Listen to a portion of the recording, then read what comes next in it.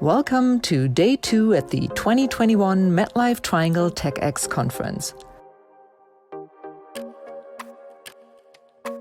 Thank you to all our partners.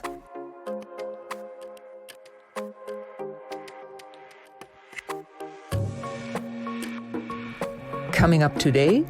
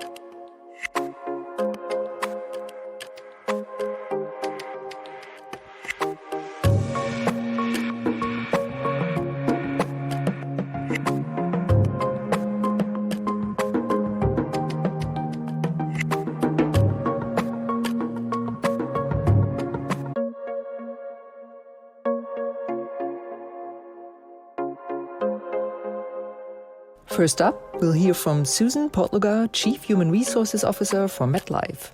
Later, she'll be joined by MetLife's Elena Butarova, Nuria Garcia, and Siyi Sun as they discuss the Great Reevaluation in action. Please welcome Susan Podlugar.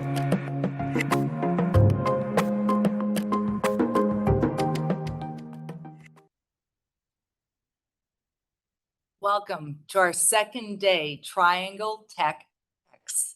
What an exciting day one we had, and on day two, you are in for an incredible session. Yesterday was an insightful and inspiring day as we heard from some amazing speakers, from our interns just starting their careers to professionals who did not start in STEM, but found their way, not always a straight path to get into STEM. We heard from a governor, a board member, CEO, and so many other incredible leaders. Conversations were insightful, they were inspiring and encouraging. Today, we have a theme. The theme is Be the Change, Empower, and Provide Support. I believe you'll find the day energizing. Today, we'll be discussing a wide range of topics, from mental health is health, from Ariana Huffington, empowerment of oneself, with Diana McKenzie, an accomplished tech executive and MetLife board member, diversity in action, STEAM, bringing arts into STEM, and so many more. First, to ground our conversation today, let's look where we started our conference. What economists called and termed the Great Resignation, we've reached a critical inflection point. Many women have stepped back to take a hard look at their employers and a hard look at their career paths. As women are considering their next move, the great evaluation has begun. Our first panel discussion this morning will take a look at some of the barriers we face globally as women reevaluate their careers. We have a powerhouse panel who will share their stories of how we're supporting and encouraging women in STEM roles. And while Bill went through the data yesterday, let's review the key area of focus. So when Bill went through, as you can see on the slide, there were 4 areas that we found that people wanted to have focus on. And these included flexibility, opportunity, understanding, and development. And under flexibility, people wanted to have more flexibility, and they would have actually stayed and it was a decision in their factor to stay or join a company. An opportunity, they lacked the guidance or the training that they needed, and they were almost discouraged to pursue a career in STEM.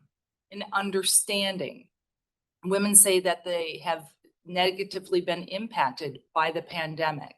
And development, 8 in 10 say they want a role in STEM but don't know where to start. So let's see how leaders can support people moving into STEM or joining STEM. And I am joined by this incredible panel. I have Nuria Garcia, SVP, Head of EMEA, MetLife, CE Sun, SVP, China, MetLife, Elena Butarova, SVP, Head of Bangladesh, Malaysia, Nepal, and Vietnam. These are very accomplished leaders in our organization and in fields where traditionally have been male. So it's a pleasure to have them join me on the panel today. And so I'll start with the first area of focus that was identified in the data that Bill reviewed today, and I just gave a brief highlight. Flexibility was a factor in their decision to move careers or leave the workforce. So given this data that we saw on flexibility, this must make retention as well as recruiting into STEM roles very competitive. So how can being flexible help? Nuria, can you share how you've been able to retain women in STEM roles? Sure, Susan, and hi, everyone. So we had a situation with a senior female talent in a STEM role looking to leave the company in EMEA.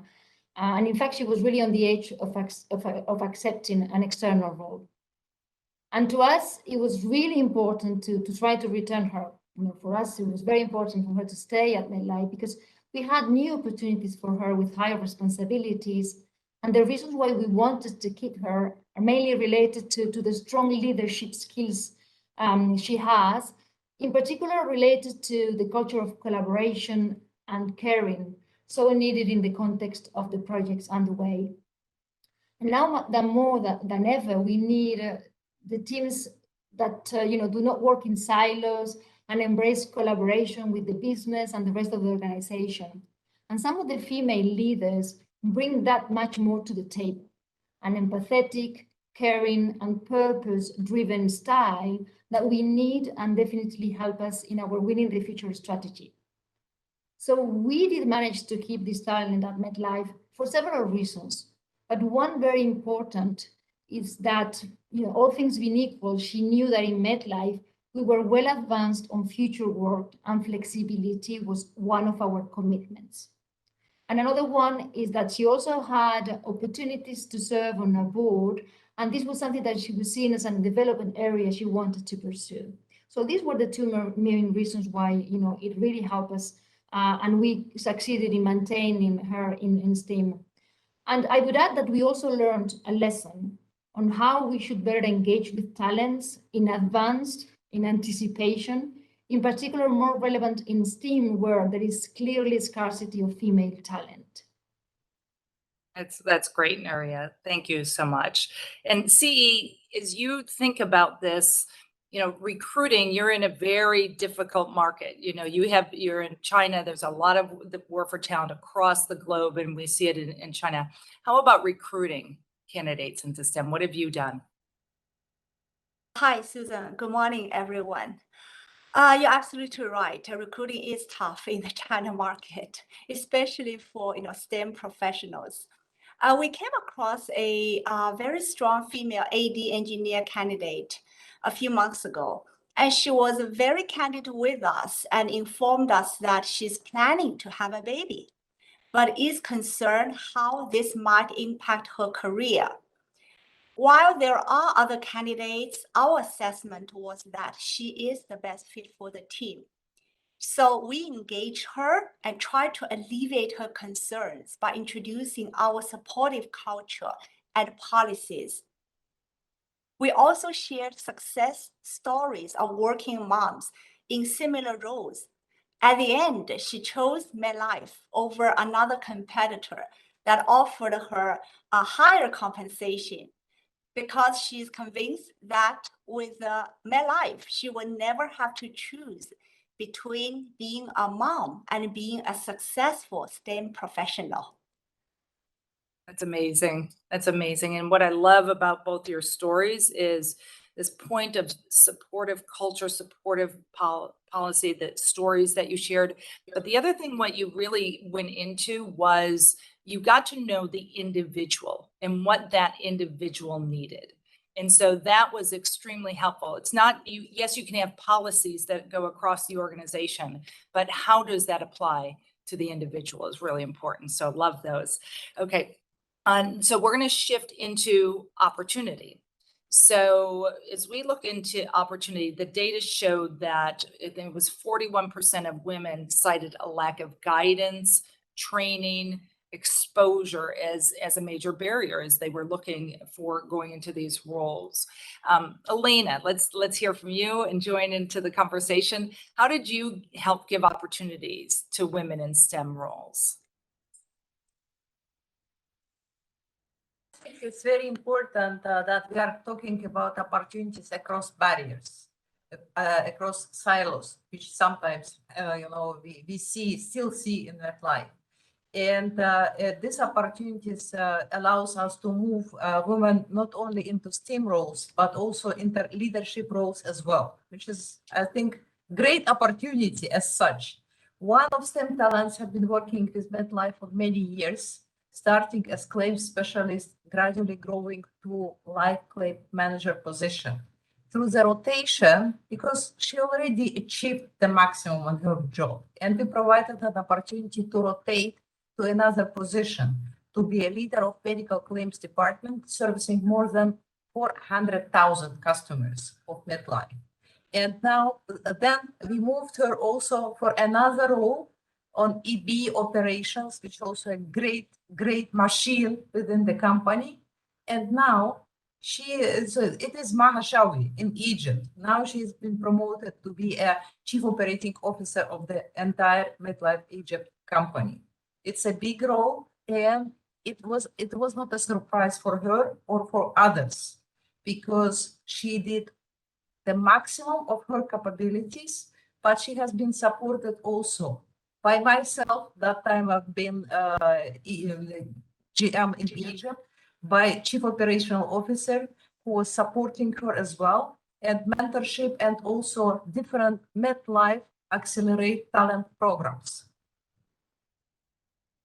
That's great.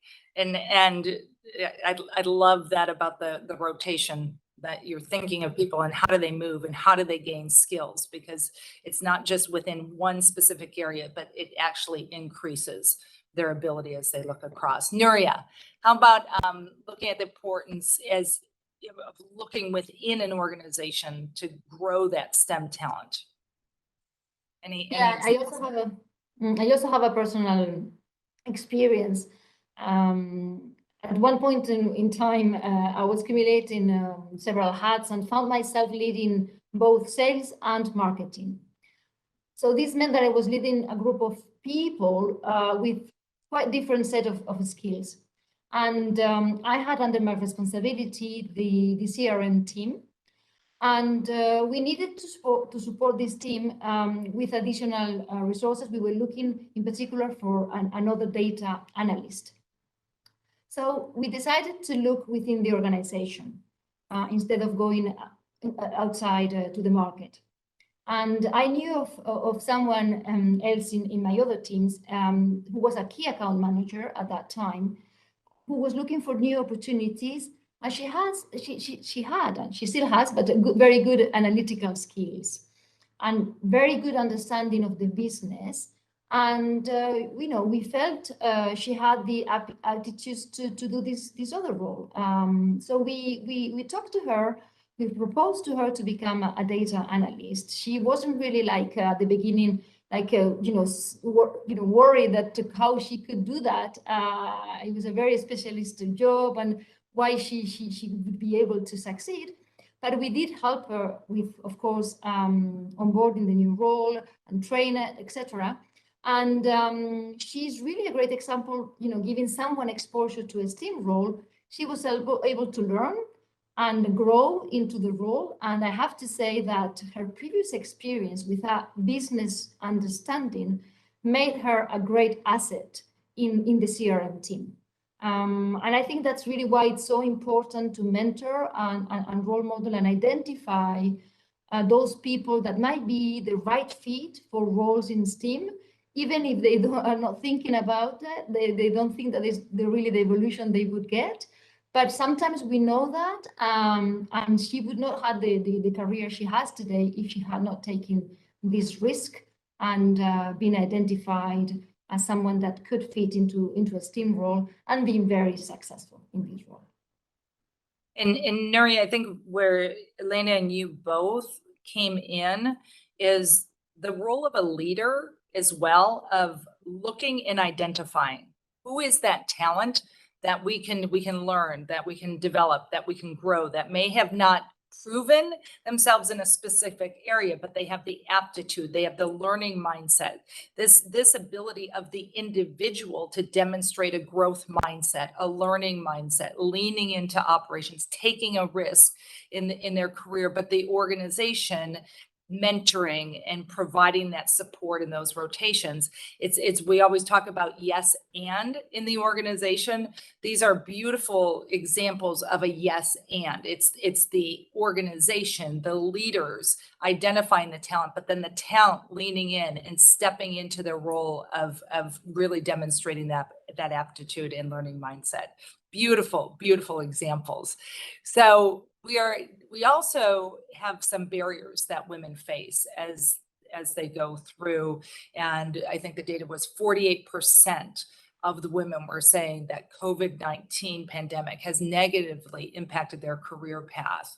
And so this, as we talked about CE before, we talked about having people join, the organization and the competitiveness of that. The flip side of that is retaining talent in an organization. And in STEM, it can be very challenging. So what have you done to help women from leaving, knowing that there are additional barriers that women are facing? Yeah, Susan, you're absolutely right. Recruiting is hard, but retaining is even harder, especially after the pandemic hit us. Let me just share with you another person we have here, and she's great AD engineer who has been with us for the past 8 years. She has always been a very strong performer, and once actually received a Star Employee of the Year award.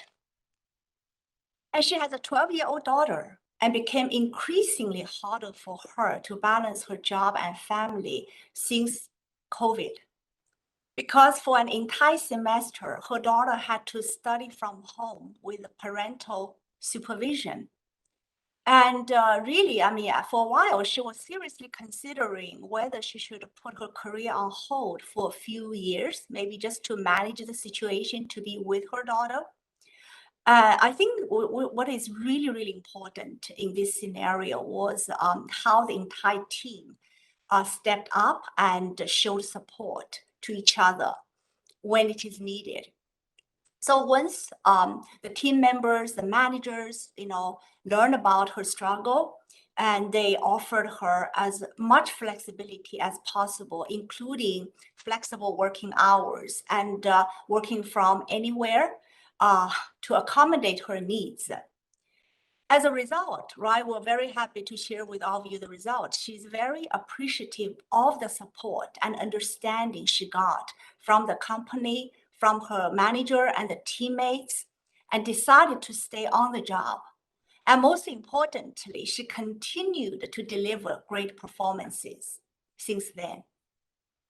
That's great. See, when you brought that through, what stood out to me on that one, which is we've talked about the company providing support. We talked about the leader identifying the talent, and then in knowing individual needs. But what came through so important is peer-to-peer support and how that can help. So everybody has a responsibility around to make a system work and help each other and be there for each other, because that's how an organization lifts. As we look and we help each other lift, then we can say, how are my peers being impacted? And sometimes in this type of environment, it's a little bit harder. I mean, we're on screens, we're flat, we're not 3D, we can't go and see their face and see some of that. So I think it's the importance of checking in, making sure that not only your direct reports are okay as a manager, but as peers, checking in with your peers to see how these things have impacted all of us as we have this very the pandemic around the globe. So thank you for that example. So Elena, some barriers that you have had to help your female employees overcome to succeed. How about any examples from you? I'd like to share with you one example, which maybe will look a little bit weird for US colleagues, associates, but it happened in one of the countries I was responsible for. We have an IT developer with a unique knowledge. Really, she worked with us for many years. She managed, everything, her work, her job, her family. But one day she came to her manager and also told him that I have to resign. And the manager was a good psychologist in addition to be a good manager, and he had very open relations with this lady. And after open discussion, it came out that she's very happy with the job. But after the recent salary increase, the recent salary increase created a problem for her family. So she started to earn more money than her husband. And he forced her to resign to keep his position as a main breadwinner in the family. So it's unique reason for many of us, but again, in the man-dominated society which we have in this country, it's not a surprise. How to manage? There was two things. First of all, we tried to talk to her and discover how we can fix, how we can sort things out. So we managed to retain her with a different type of contract, allowing more flexibility in working hours, that she can spend more time with family, with daughters, and showing that the family is still in the focus of her attention. And at the same time, to keep the IT job done. And the manager went beyond of that. He managed to talk to her husband also, explaining how much important her job is for the company, and asking, for a little bit more support for her also in the family, that she can really stay as a nice wife and mother, and also fulfill her, job aspiration. So it was a success story, not easy one, but we managed to do it. That's a wow. I think it's looking at the cultural environment of which you're operating in as well. And the context that, if you just look at the employee coming in as the employee and not paying attention to that system that's around that individual, you may lose talent. So really understanding the cultural barriers that may come to. Powerful example. So let's move in a little bit on the development side. And so as we looked at the data, 60% of the women saying that they've considered pursuing a career in STEM, and 1 in 3 saying that they're interested in a career in STEM, but they don't even know where to start. So how do we make sure that we're offering the right development, the right training, formal, informal, for women entering or returning to STEM roles? And we had some great examples yesterday on the conference of people that actually did enter STEM and actually had not started there. So Nuria, let's start with you. In some programs that you've had to enable help women develop into STEM roles and leadership roles. Yes, Susan. So in EMEA, we've launched recently Accelerate. This is a program launched first in the US, and is really aimed to support the progression of high-performing, diverse talent through targeted development and sponsorship. And in EMEA, launching this program, we have decided to focus on women, to continue to eliminate potential equity gaps, and continue to build a pipeline of the diverse talent for future leadership roles. And in this first group, we have a group of 15 very talented women in EMEA from many different backgrounds. And we have 4 women from GTO and 1 previously an actuary, but who is now in sales. Also very, very recently, inspired by what Asia had done, we've launched the Women in Technology in EMEA, they had the superwoman in technology in EMEA. I hope they keep that. They keep that name. I like that. And the core team has been created, and they have defined the purpose, which is to connect, inspire, and empower women in technology, and to advocate for a positive shift in gender balance within the EMEA team. Because for you to understand the urgency, while we are doing well, generally in EMEA, in technology, they only represent 25% of the total base. So EMEA now has a woman CIO who is sponsoring it, and I will be a strong supporter. And they are really motivated. And I can give you a quote from one of the members of the core team. He said, "I joined MetLife in 2018, managing the AMS support team for Italy. I didn't always work in IT. And by getting involved in the Women in Technology Committee, I want to show other women that it is never too late to change your career." I love that. I love that. Love that. With the last part that you said, I want to show other women that it's never too late to change your career path. That's awesome. Elena, so we know that development and training are key, engaging women in STEM and leadership roles. Examples, any that you have? So first of all, I'd like to give my personal example of what is never too late. I started to learn English when I was 39. I started to drive my first car when I was 41. So before it was no need. So we are learning all the life through. And our goal is not only to grow, the only way to grow is to help others to grow and develop. It's my purpose, and I'm proud to be again to be the part of Accelerate program. Now I'm started the mentorship and coaching of 2 female talents in Asia, actuary and finance. One in actuary, one in finance. I am very happy about this, and I will help. But what I would like to share that it's not only me or Nuria or Sui. We have to create an infrastructure. We have to create, an area that will really support people in this and females specifically in this attempt to grow and develop. For example, we have to help it on the country level, and not only within the company, but also helping community to increase this culture. For example, in Nepal, a small country close to Himalaya, we did a leadership development session conducted for female associates. And the objective of the session is to improve leadership competence and skills among female associates to prepare them for future leadership role.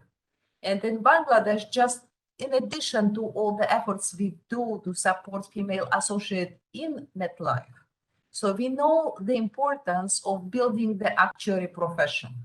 It's also STEAM role, and we agree, that it's very important and critical to develop the entire insurance industry to have a well-trained actuaries. So we launched this year a professional actuary study scholarship program for Bangladesh, and we are currently sponsoring 10 students. And the program provides financial support for students, as they work through their actuary exams, and also provides mentorship from MetLife talented team of actuaries.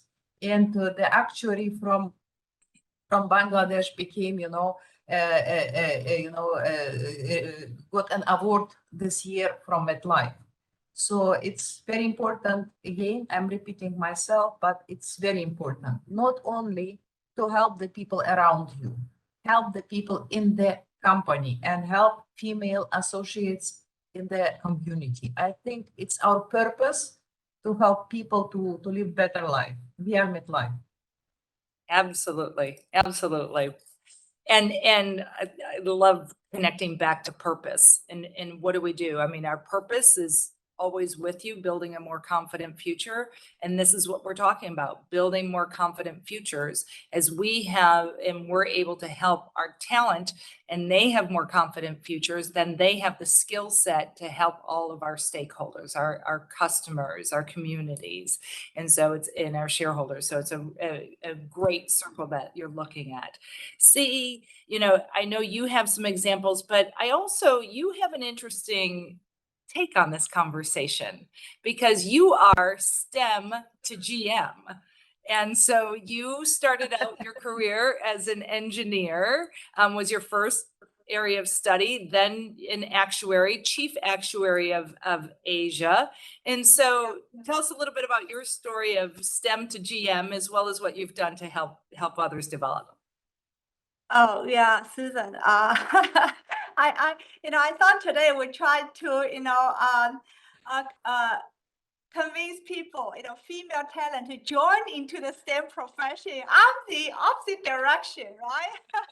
I'm glad you asked about it because, yeah, you're absolutely right. I was trained as an engineer, but I actually practiced as an actuary for about 20 years. And then MetLife, entrusted me with the GM role in China without me having any real experience outside of the actuarial function. So I think to make this transition successful for me personally, career-wise, and also for MetLife China, MetLife's business in China as well, is really about, I think, the company's confidence in the individual. In this case, is me, and also the supporting system, meaning that everybody around you and who will provide you the support you will need to do your job, because everybody will understand it's not easy, right, to jump just from a functional role directly into a business role. And so I think, Susan, frankly, right, people ask me how did you do it, right? And it's like, I say, because I'm in this environment, and this environment nourished me and provided me all the support I need. If I were with a different place, maybe this would never ever happen. And I could never imagine, I would just, start as an actual profession and then take a GM job with another company, So all of this, I think, my successful example of the role transition, although the different direction, right? But I'm sure many of the STEM female talents, sometime down the road in the future, they may want also to do the same thing as well. But my successful story, I think, is really attributed to the environment. I would call it the very, very wonderful, strong culture and support system. And your eagerness to grow. Absolutely. This is absolutely key point. Absolutely. Taking a risk to take that and trust your leadership that believed in you. Absolutely. But I would say, right, many people, right, probably would have that same drive and the eagerness or the courage to take the risk. But not as many people have the same opportunity as I had, which is really, provided to me by the company, MetLife. So I'm very, very appreciative of that. Yeah, and so I think is what I'm hearing, and Nuri, I would love to hear your point of view on in terms of taking a risk too. But I love the words that you use, is the environment and nourished. Right? So we can be nourished by purpose, culture, leaders, managers, through development opportunities, through peers, as we mentioned. And I think where Elena was going to is self. You've got to nourish self in order to take the risk, in order to believe in yourself that you actually can do this. Because I think all of us have gone into roles and we're like, oh my, can I take that? And it is sometimes our self-talk that others see in us what we don't see in ourselves.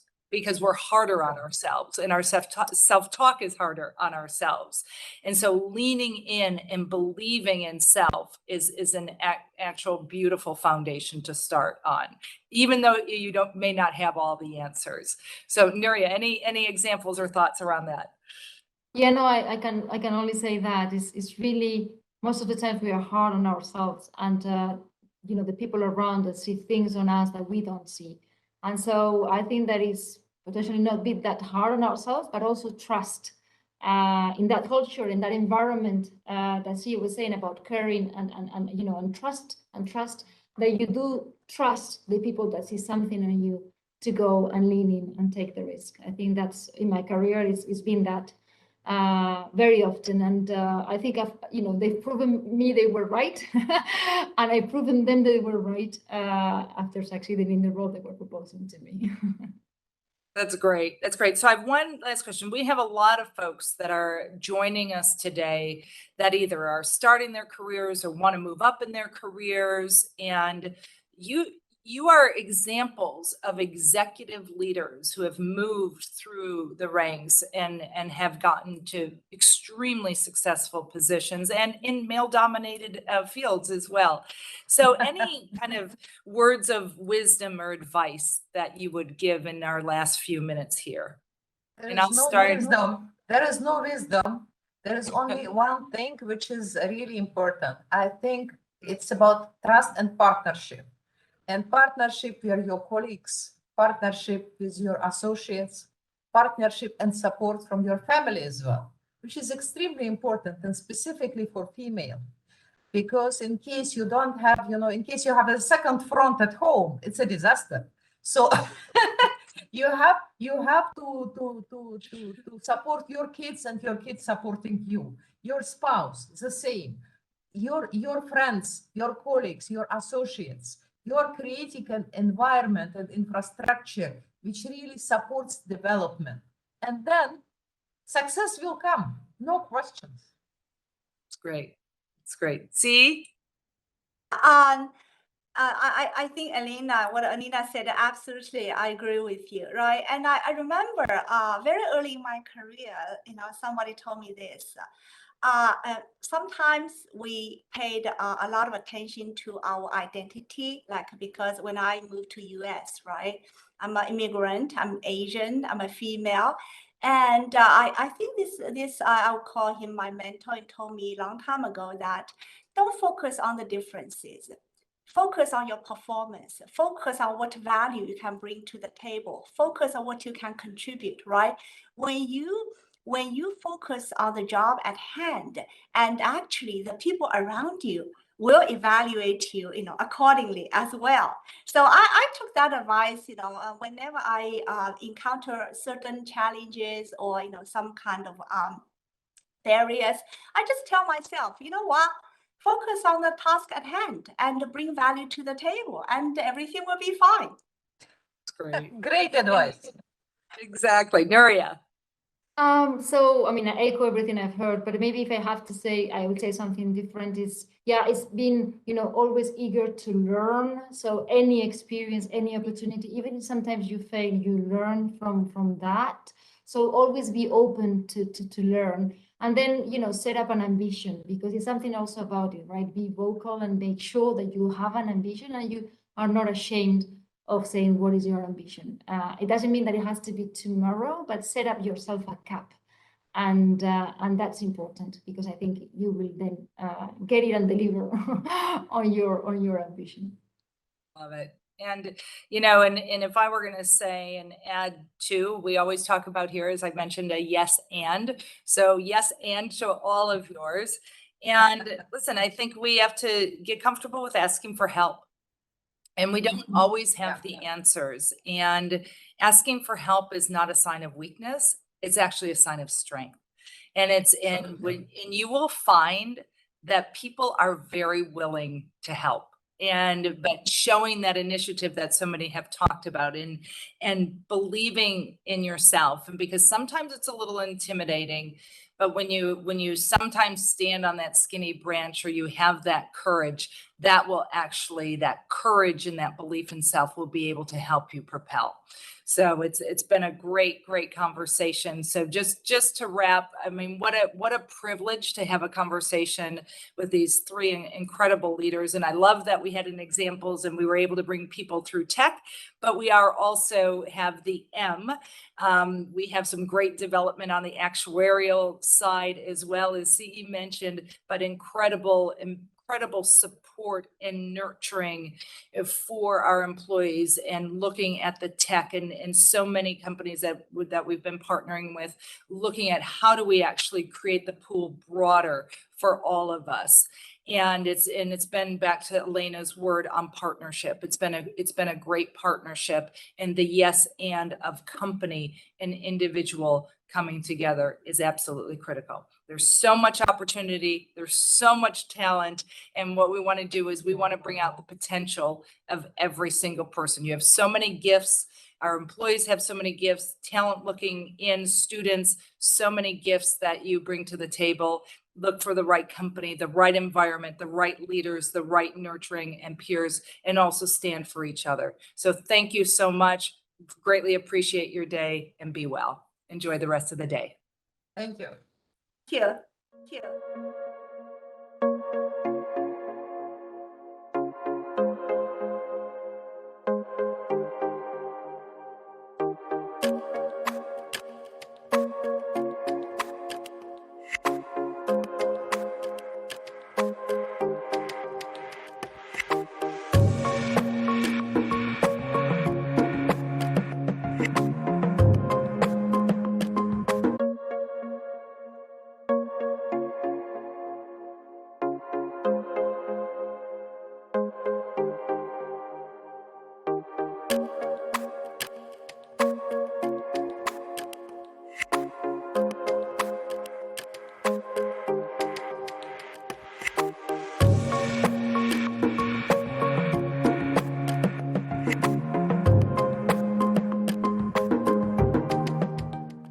Hello, everyone. I'm Christine Poznansky, and I lead MetLife's Global Business Solutions organization.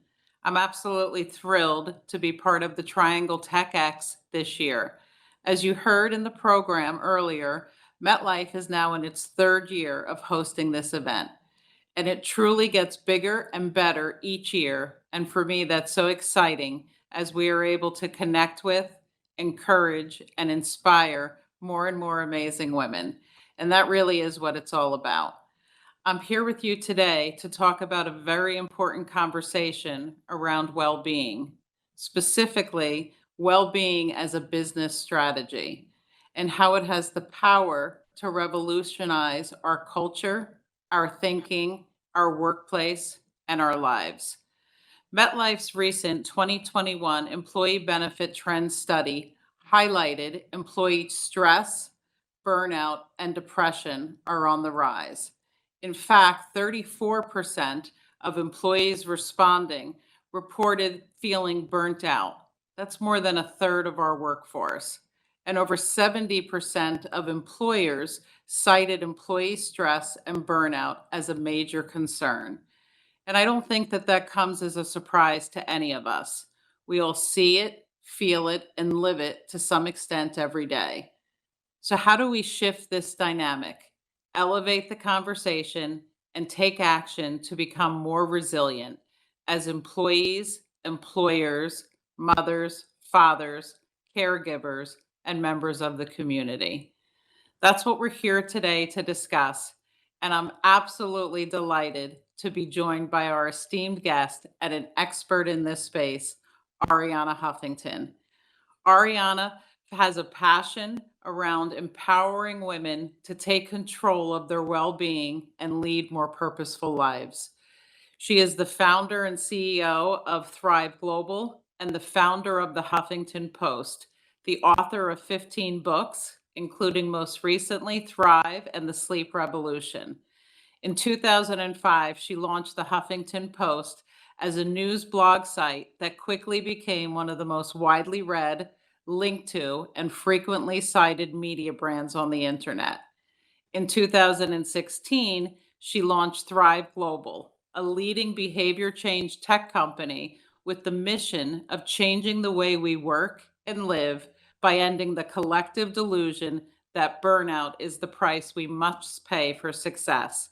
She has been named to the Time magazine list of world's 100 most influential people and the Forbes most powerful women list.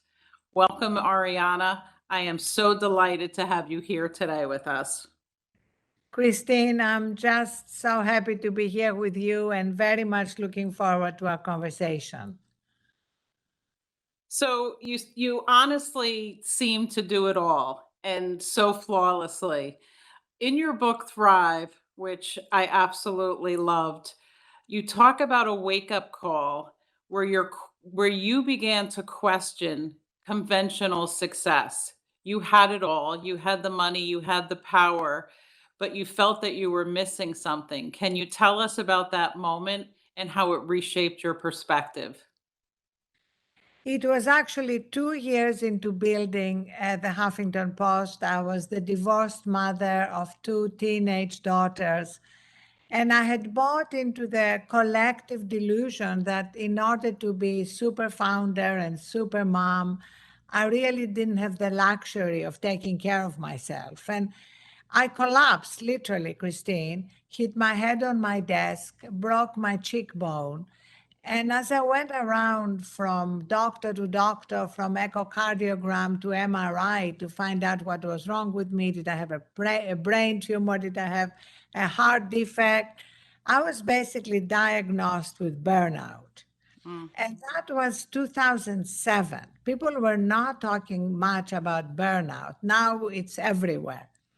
But 2007, it got me thinking, not just about my own diagnosis, but about how burnout was truly an epidemic globally and how it was particularly affecting women.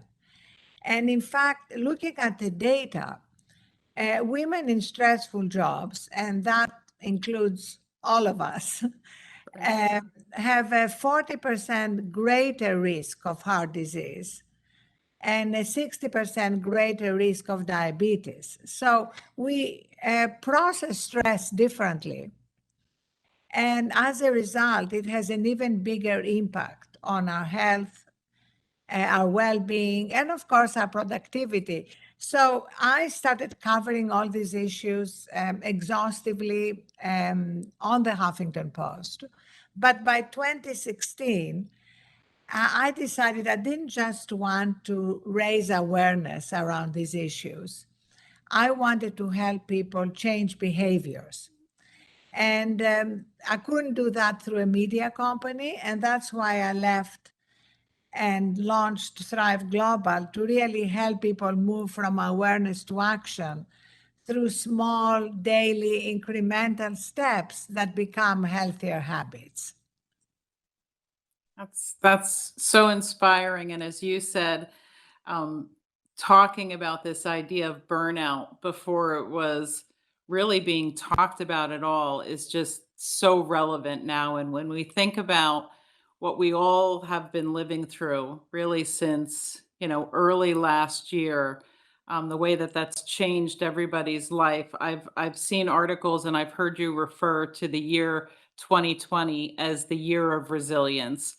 And I think we probably all agree in 2021 that concept of a year of resilience continues and perhaps has even been taken to a new level as we all live with that longer. Can you talk about resilience and holistic well-being and ultimately how they can impact overall productivity? So, Christine, that's what we all learned through the pandemic, which of course was a time and continues to be a time of tremendous losses, pain, grief, losses of loved ones, jobs, any kind of certainty about life.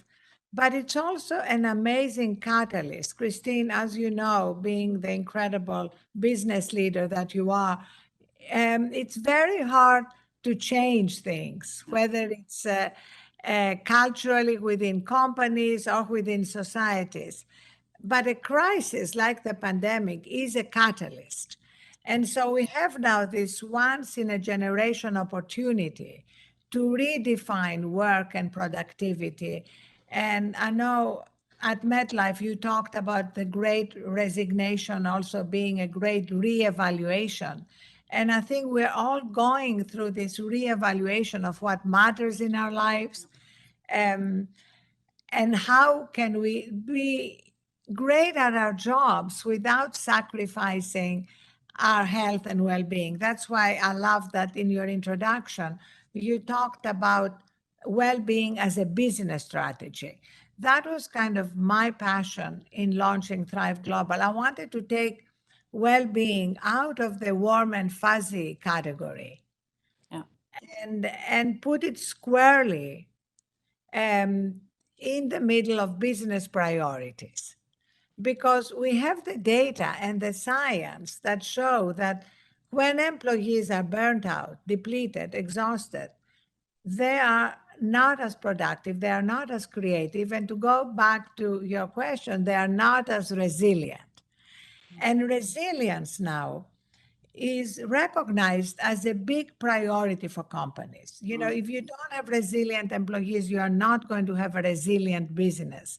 And in times of deep uncertainty, like the time we are going through now, people react differently to challenges. Some people can expand to include them and manage to tap into a place of strength and peace in themselves to manage whatever life throws us.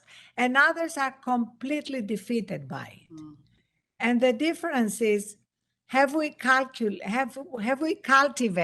our own grit and resilience? So it's not as if we're all born with a certain amount of resilience. It's like a muscle that we can exercise, and through our lives, we can become more resilient. And through difficulties, we become more resilient. And that's why now we see that it's no longer enough to just train people in hard skills. Like STEM requires a lot of training, incredibly important, table stakes. But on top of this training, we also need a resilience training to cultivate these human skills, which are going to make us better at any hard skills we are learning. Yeah, it's so well said, and I just want to probe on that a bit more. Obviously, many of the viewers watching today are women in STEM, and these women face, I think, in many ways, unique barriers. In fact, 1 in 4 women who are considering leaving or changing careers out of a STEM role cite that work-life balance is the primary driver in this decision. And you talked about the great reevaluation, and it's one of the themes of this conference and the growing conversation around holistic well-being. How do we bring those two together and shift the way we work for the long term? Take advantage of what we've lived through in this pandemic and kind of make that the genesis for change that you spoke about. So, Christine, we are seeing in a way that this pandemic has brought to the forefront a lot of the problems women were already facing pre-pandemic, that despite everything we are saying about sharing the chores of dual careers and children at home, women are still carrying the majority of the burden. Yeah. And so we've developed a program where we actually take what works in the office into the home. And it's kind of amazing because we realize that at home we wing it. We don't really have a plan. That's right. And when we wing it, the burden falls on women's shoulders. So instead of winging it, we actually have these digital cards that we ask the couple to divide. And so that every chore, whether it's lunch or planning a birthday party or taking the kids to the doctor has an owner, the way we do at work, Christine. Yep. And so every chore has an owner from conception to execution to completion. Because what happens now, it's like, can I help you, dear, with lunch? Or okay, I'll take the kids to the doctor, but you still keep it in your head as something you have to remind your partner Yep. to take the kid to the doctor. So by changing that, what we found in our research and in bringing it to companies, it doesn't just reduce the mental burden and the physical burden in women's lives, it also improves the relationships. It's great. Because nothing affects relationships more than all these like trivial resentments and grievances that we build. And then we recommend that there is a meeting, literally once a week, the way you would have with the direct report. Right. You say, okay, what worked? Do you want to change anything? What worked? What didn't? So having this communication makes a huge difference in how we navigate our lives, how we divide chores more equitably, not just in theory, but in daily practice. That's great. And I think, you talk about this idea of, you use the term micro steps, which I'd love to have you expand on that for folks that may not have had a chance yet to read some of your work. That's a perfect example of something small we can start today to immediately begin to make a change.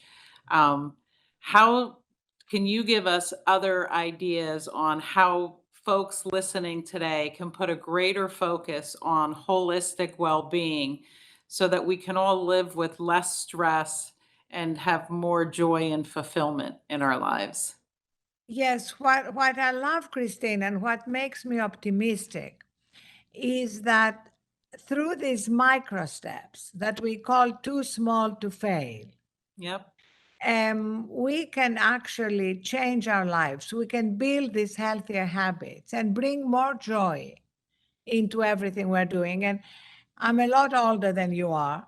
And as I look back at my life, I realize that it's no longer enough for me to just be productive. I want to find joy in what I'm doing. And I feel we are blessed to have jobs I hope we like. And so if we can bring some joy into them, it's game changing. And I find that the key for me is practicing these micro steps. So, we have hundreds. But let me give you Some of your favorites. a couple of my favorites. So two of my favorites are how you start the day and how you end the day. So 72% of people, Christine, start the day by going to their phone before they're even fully awake. Guilty. And we all have been guilty.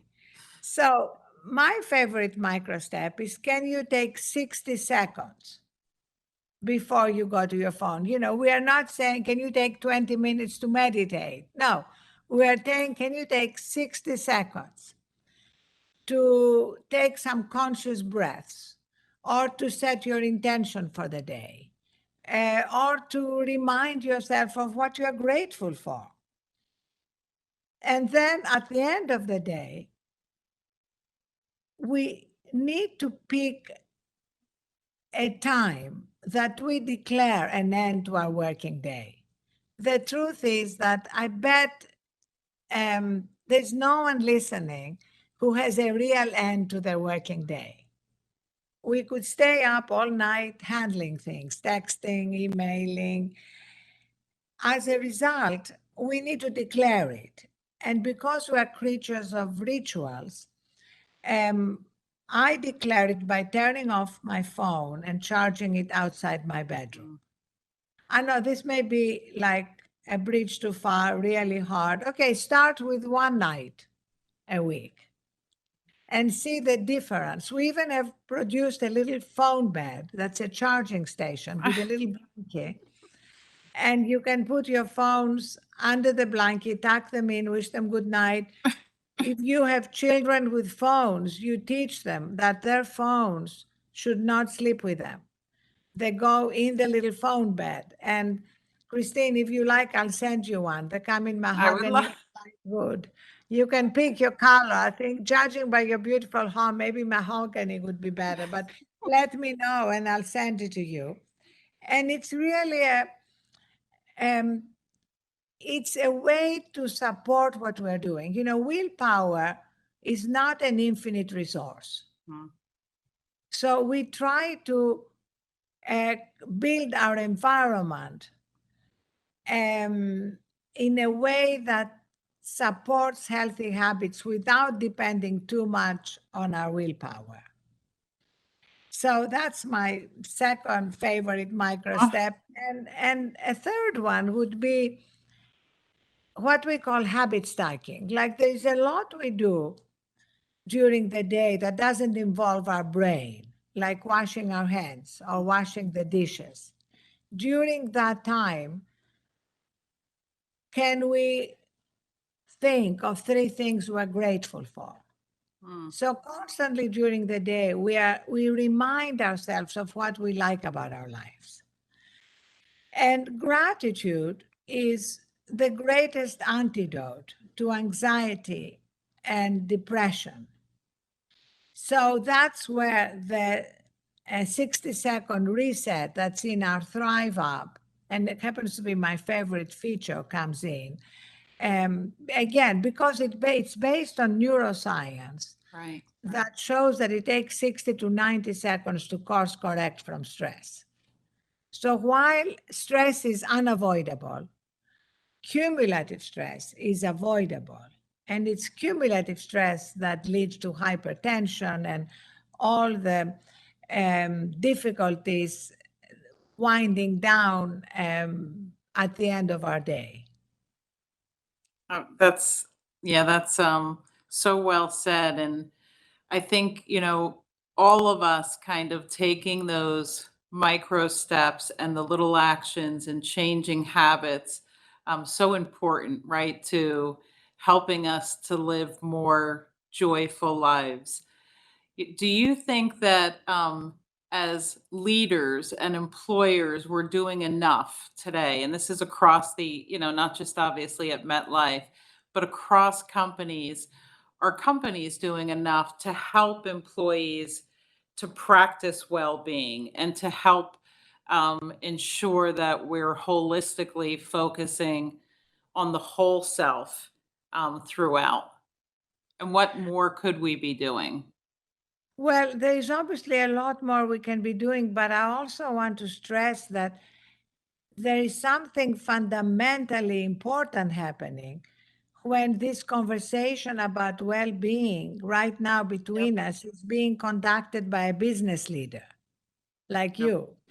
You know, in the past, it would be conducted by an HR leader. And that's incredibly important. The role of HR, people leaders, has never been more important. I mean, in the companies we're working with, whether it's Accenture, Bank of America, or HSBC, literally, their HR leaders have become the most important executive next to the CEO. Right. That's right. But also, every executive is now part of this effort. And that's very new, Christine. Absolutely. Absolutely. You know, and that is what is so exciting because, as you said at the beginning, to see well-being as a strategic priority is very new. In the past, even when I say the past, even in 2016, 2017, pre-pandemic, we at Thrive had to prove the benefit of well-being and mental resilience. Yep. Now, I think there are hardly any leaders who don't recognize it, as always, in times of transition, there are business leaders who are ahead of the curve, others catching up. That always happens in any transformational moment like the one we're going through now. But as you showed in your survey, it's so clear that burnt out employees affect business metrics, either because they leave, which increases attrition, or Yep. because they're not as productive, or because healthcare costs go up. So once we make that connection, then it becomes an important business priority, and we're going to be doing more and more things to make sure that the well-being of our employees is prioritized. That's great. That's great. I do think, I know as a company at MetLife, we're constantly thinking about what more can we do to help individuals focus on well-being and support through that. And when you talk about this idea of not missing the moment. So you said earlier on, it takes a good crisis to essentially spark a type of change. And I do think that that's what we're seeing now with the focus on holistic well-being. Kind of in that vein, as this being such a unique time to bring the focus on holistic well-being to the forefront, right? To conversations like this between business leaders, conversations across the globe. And we look at not just the way we live, but how we work as being as important when we think about holistic well-being. What are other things that we should be thinking about, not just for now, but far into the future? How, if you were to kind of fast forward, I'm sure when you had the idea around Thrive, as you said, it wasn't being widely talked about. It is now. What's the next step in that evolution? So I would say three things. The first is to embed well-being practices into the workflows.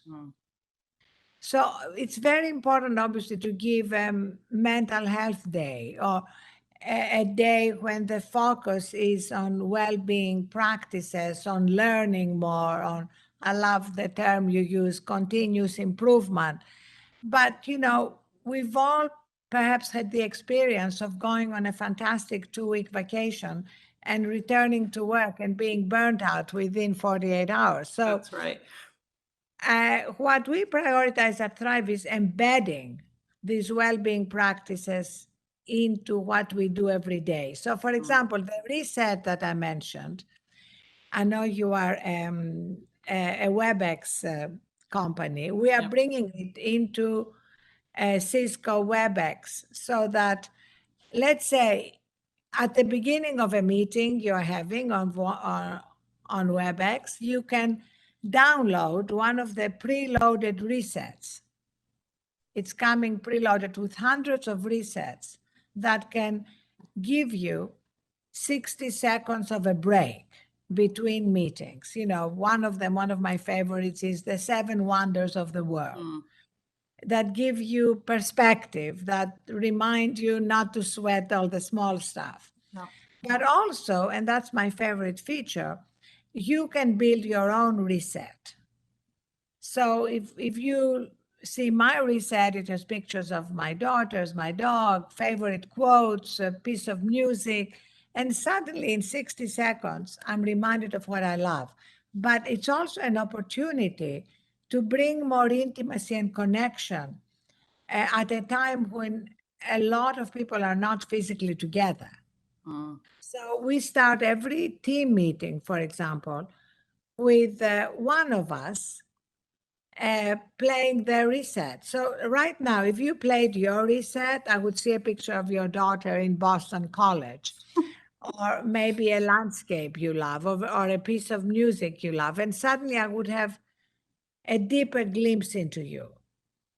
So this is like a ritual that can bring more connection and de-stressing in the course of the day. but it's very simple. It's embedded into your workday. This is just one example. There are many examples like that. The second thing, you mentioned a few times that this has to be a holistic journey. And so we believe actually that it's 6 interconnected journeys to really embed well-being in our lives. The first is recharge, which is sleep and the 60-second resets during the day. The recognition that sleep is foundational, is key. And if there are any skeptics here, I would love to make the PDF of my book available to anyone to read the amazing science about why sleep is foundational. The second is food, movement, focus, so that we are not constantly distracted. Money, as you know, financial stress is a huge source of stress, and connection. So truly, to achieve healthier lives, we need to look at everything in an interconnected way. And so much of what we've been doing so far has been point solutions, like a meditation app or a weight app or a steps app. But you know, I know for myself, if I'm sleep deprived, I'm going to crave bad carbs and sugar. So I can't just focus on how many calories I'm consuming. I also need to focus on, did I get enough sleep? That's right. And the final thing, I said 3, is the importance of role models within a company. Like anytime we bring the Thrive Up into a company, we like to have stories from their leaders, even if it's like tiny micro steps. It doesn't have to be like leaders appearing like paragons of well-being. Right. We believe we're all works in progress. It's not like anybody is doing this journey perfectly. But having like small micro steps, we just launched the Thrive App, for example, with the employees of CBS Viacom. And Bob Bakish, their CEO, had a micro step, which is in the morning. He said, instead of my going straight to my phone, I live by a lake, I take my cup of coffee and I go and sit outside on the porch for 5 minutes. He didn't claim he was doing everything perfectly, but having these stories give cultural permission to others. That's right. Find what is it that I want to do. And then telling these stories makes a big, big difference. Absolutely. And such great advice. And, you know, I have my own reset, and you're right. It absolutely includes pictures of Isabel and my puppies and quotes and music. I hadn't thought about the example you used where you're sharing them with others and how that can help with connection. So yeah, just great advice. And I can't thank you enough, Ariana. Like I said before we got on the video, I'm such a fan. Um, the just the purpose behind your message and the tangible actions and taking us from awareness to actually things we can do every day. So inspirational, I'm sure, for everyone watching. And really kind of helping us to think about as we look at these themes we see in our very own survey that we put out around how employers and employees are feeling, that we can move from awareness to action. We can do it individually and we can do it as leaders and employers. So it's just been great for me to actually meet you, to have your voice amplify our need to think of mental health, not just as a nice to have, but truly as a strategy for success.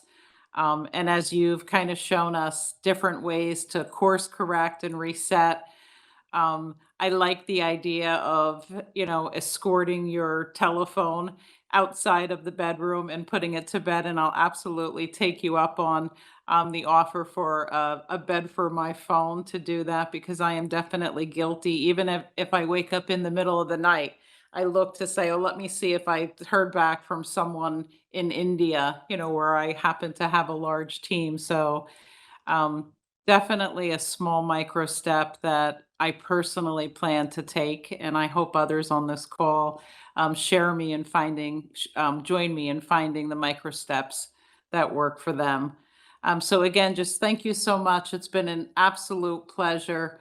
Um, I hope everyone here enjoyed the session as much as I have, and that you'll stay tuned now for another great segment on empowerment with my colleague, Marilee Matchett. Thank you again. Thank you, Ariana. Thank you so much, Christine. I loved our conversation so much. Thank you.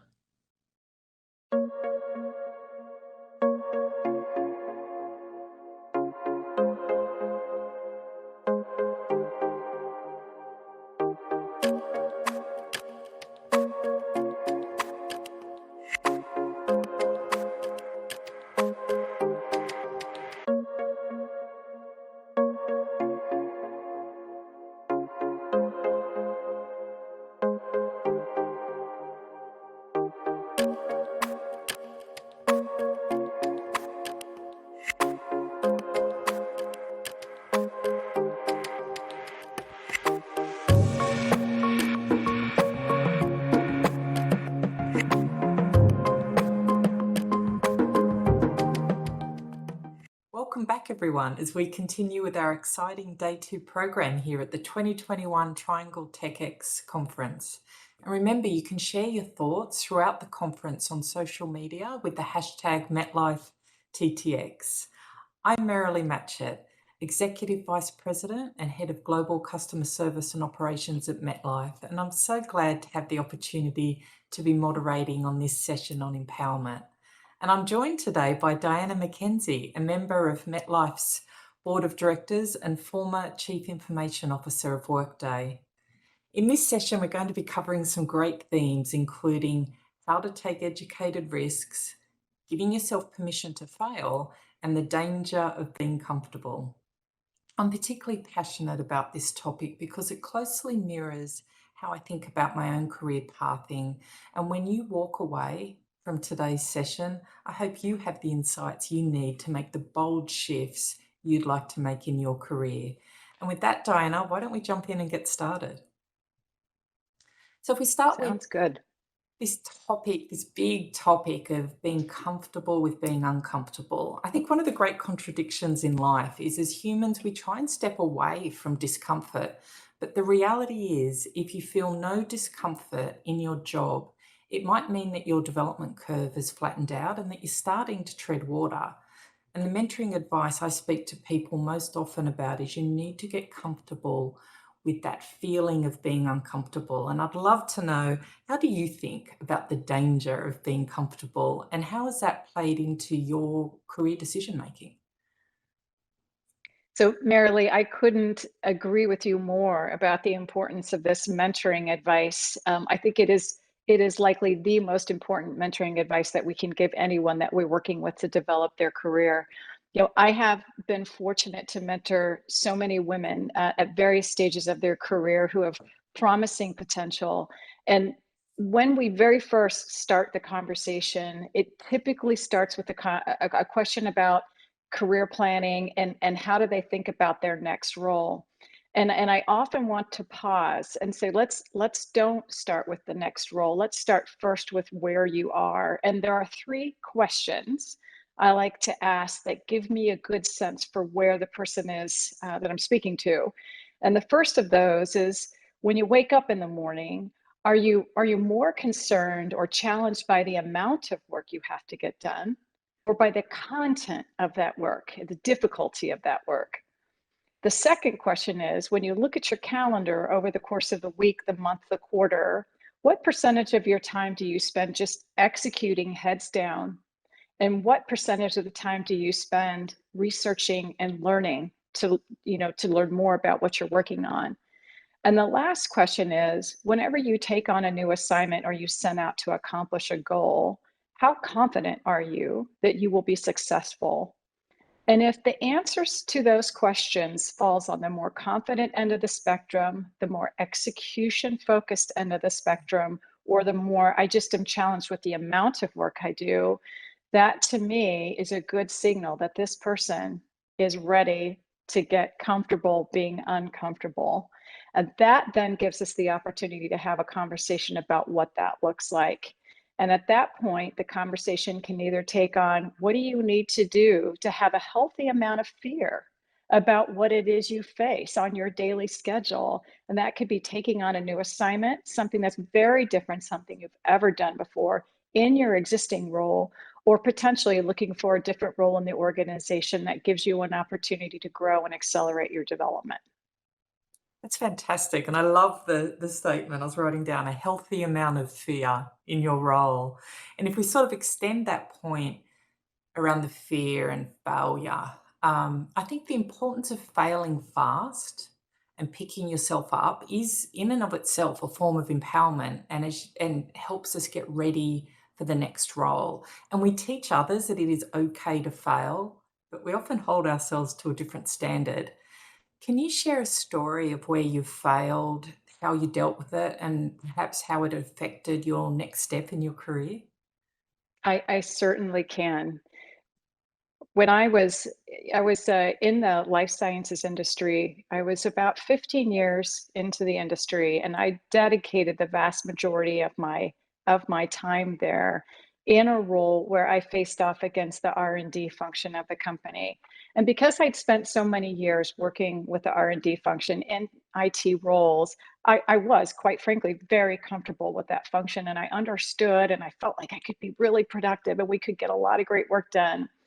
And one of the roles in my career planning conversations with my boss that I said I never wanted to take on was running the IT infrastructure. It just didn't interest me. I needed them, I appreciated them, but I did not want to be responsible for that function. And would you believe it that my first vice president promotion opportunity was to run the IT infrastructure? And so, being comfortable where I was, taking on something that I knew would make me exceedingly uncomfortable, I accepted the role. And then about 2 months after I accepted the role, our company, which had been growing at hyperscale, we had some feedback from the FDA on one of our highest revenue generating products that resulted in us taking a step back, pausing our hiring, and executing our first ever downsizing as a company. The challenge with that is, as you all know, the infrastructure must keep running. And we still had all of these products in our pipeline that needed to see the light of day. So the work was still there. It's just we couldn't staff it in the same way. So we launched an outsourcing analysis. There was a bake-off of 2 large companies.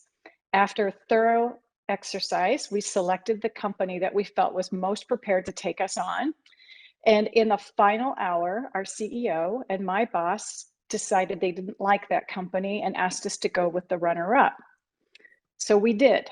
And I will tell you, it was the hardest year of my career, the hardest leadership experience I ever had, trying to keep my team together, trying to deliver for our business when I didn't have control over the service levels we weren't receiving. The transition was very challenged. Wow. And I found myself at a point where I would walk across the campus of Amgen and not want anybody to see me and not want to look at anybody else, because I knew we were impacting the business. Wow. And I knew over time we were falling behind our competition in the industry from a technology standpoint.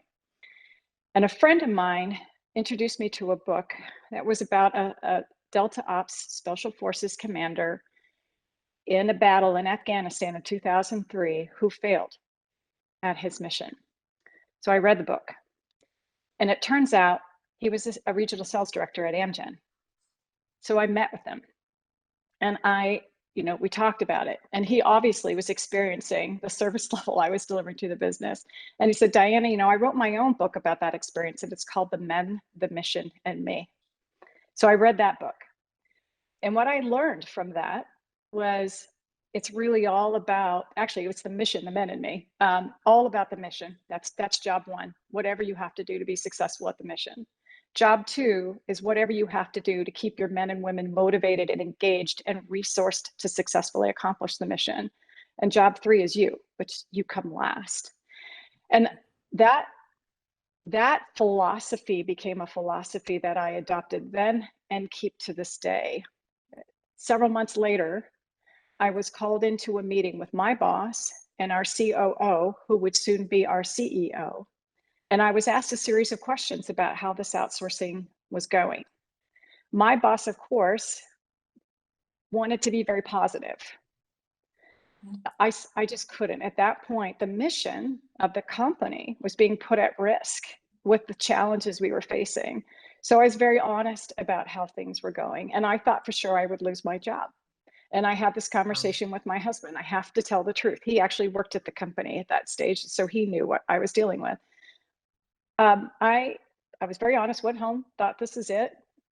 A couple of weeks later, I got invited to have lunch with the COO, thinking that this is his opportunity to tell me, Diana, thank you very much, but it's time for us to bring someone else in to run the infrastructure.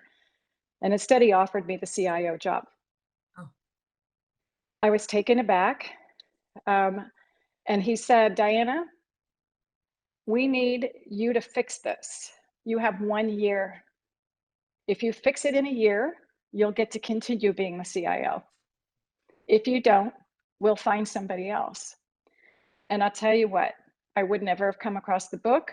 I would never have crystallized my leadership philosophy. I would never have been given a chance to fix it as we did in a year, which quite frankly, gave us all kinds of excuses to leapfrog technology because we were in such a crisis mode. It was actually a good thing for the company. If I hadn't taken that role, failed, learned those lessons, and then been able to apply them moving forward. So I'm actually quite glad that I had that experience. What a fantastic story. And I don't know about everyone else here, but I was feeling a rising level of anxiety as you were talking us through it. And I was about to ask you, if you didn't say, did you fix it in a year? And we did. It was, and actually, quite frankly, the outsourced service provider was delighted to have the opportunity to unwind because they realized they were never prepared to take on, what we asked them to take on. So it was actually a win-win for both of us. And there's so many different aspects of that. And it sort of plays us into thinking around educated risk-taking, because that's covered in risk in so many ways. And I learned a lesson 20 years ago when I was in London working for Bank of America. They asked me to take on a new role, managing their European treasury payments. And at the time, I remember feeling very nervous and frankly lacking confidence because I'd never managed such a complex regional operations before. And at the time, my manager sat me down and said, if you're good at managing people and you can manage risk, the combination of that buys you the time to learn a new product when you move laterally across. And you need to have the courage to step off the edge of the cliff and trust in your own ability that you'll land well. So I did, and it did, thankfully. But I just have always remembered those words, and I've repeated them a lot in the advice since with people. And I think the moral of the story is that career opportunities come in very strange coloured wrapping paper sometimes. And I'd love to know, have you taken educated risks in your career and did it go well or not? Yes. Well, first of all, Marilee, we're so fortunate that you had such a wise manager in those days because it ultimately resulted in you coming to MetLife, and it's wonderful to have you here. And yes, I have. Talk about a different color of wrapping paper. So after we had the sourcing debacle all fixed up and patched up, we actually launched a digital transformation. And for the life sciences industry, doing that kind of work in 2013 or 14 was really quite early. And for the first time ever in my career, I was in a position to develop software with my team that we would actually make available to patients and physicians to help them personalize the medicines that we were bringing to market. And so I loved this genetics element. I loved the personalization. I loved what technology could do to bring those two worlds together. And so I knew myself that this is a big part of what I thought I wanted to do when I grew up, and ideally even take that to the next level and focus in the behavioral and mental health space with that. So that was one big learning for me out of that. The second was I didn't have a clue how software companies ran from the inside out. So as we were planning to deploy the software, make the software available, support it, scale the development organization, there were all these questions that I was not prepared to answer because I'd never done it before. And this is about the time that Workday, we were deploying Workday inside of Amgen. They approached me about a new position they were creating, which was their CIO role. And I thought, well, this is not a healthcare role. It's not in line at all with my future, what I want to do when I grow up. On the other hand, this company was growing at hyperscale. It was a digital native and a huge opportunity to be part of experiencing what a company can do to disrupt the space that it's in. So I said yes. And I moved then to a company outside of healthcare, was not yet profitable. They were still losing money, growing at hyperscale. They already had 6,000 employees and they'd never had a CIO. I moved my family to the Bay Area, and I was learning a completely new business model after spending 30 years in life sciences. I think that constitutes a small risk. Yes, it definitely qualifies. And, you know, I will say, not unlike you at all, the big focus for me in managing that risk was recognizing that I developed a set of transferable skills that I could bring to that new role. And being able to fall back on those transferable skills, which so many of you in the audience have, helps with managing that risk. And I will tell you, I made mistakes in the early days because I kept trying to bring pattern recognition from my past to this new business model, and those patterns didn't work the same way. But focusing on learning and recovering quickly and getting on and moving forward, you meant that over time and quickly enough, I gained the foundation and the momentum that I needed to be successful in that role and in that industry. But more importantly, what I developed, in addition to understanding the software industry, was this amazing network of friends and colleagues. I was there for 3.5 years.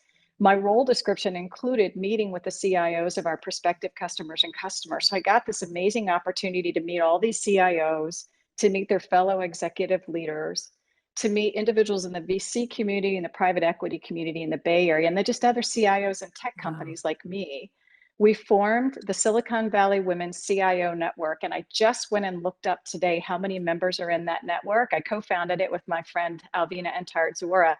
We have 64 women in that network, Silicon Valley alone.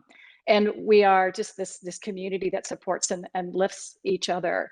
So the lessons that I learned there are a big part of, quite frankly, what gave me the privilege to serve on the MetLife board. You know, my opportunity to bring what I learned at Workday combined with all of those years of working in a regulated industry to be here with you today. And if I look back, I just simply wouldn't change a thing about the decision I made. That's fantastic. And I love how you said transferable skills. So many people look at the role and assess the risk and don't weigh up in parallel what transferable skills have I got that will help reduce the perceived risk of making that bold shift. And also where you talked about you were looking for pattern recognition and really trying to balance yourself with I'm not seeing it, not because I'm failing, but because I'm learning. I'm learning new things, new patterns around that. It's fantastic. And if we take that and let's shift gears slightly and think about empowering women. So we focus a lot and we talk a lot about what can men do to support and empower women, which is really important. But I think a lesser talked about aspect is what can women do to empower and support other women. And Madeleine Albright famously quoted, "There's a famous place in hell for women who don't help each other and help other women." And there can be this sort of dark side to the sisterhood, so to speak. How do you feel that we as women can support and empower and develop other women and pay it back? I am such a big believer in building this sense of community with other women in leadership. And I've been fortunate that I've worked for companies that have believed in this. And so when I was at Amgen, very early on in my tenure there, we launched a senior women's advisory council, and I was given the opportunity to lead that group. And through that group, we had an opportunity to talk to women from all different areas within the company to better understand what the challenges were that they faced, and how could all of us together, recognizing we came from different functions, we had different role descriptions, help each other with some of the challenges that are common between us. When I got to Workday, I was able to take some of the same principles that we'd used in that group at Amgen, and we launched a mentoring program at Workday that we called LEAP, which allowed us to focus at the manager level, because this is where we seem to lose women in the company at this mid-career level. They're managers, they had the opportunity to become senior managers and directors, and typically there aren't as many of them as there are men in the room. And so how do we, in group settings, talk about a lot of these transferable skills, quite frankly, that help them gain a sense for what the possibilities could be for them to stay engaged and continue leading and growing. And I would say launching the Silicon Valley Women's Network, this was really all about showing up at these VC events where they would invite a collection of CIOs. There might be 35, 40 CIOs in the room and 2 women.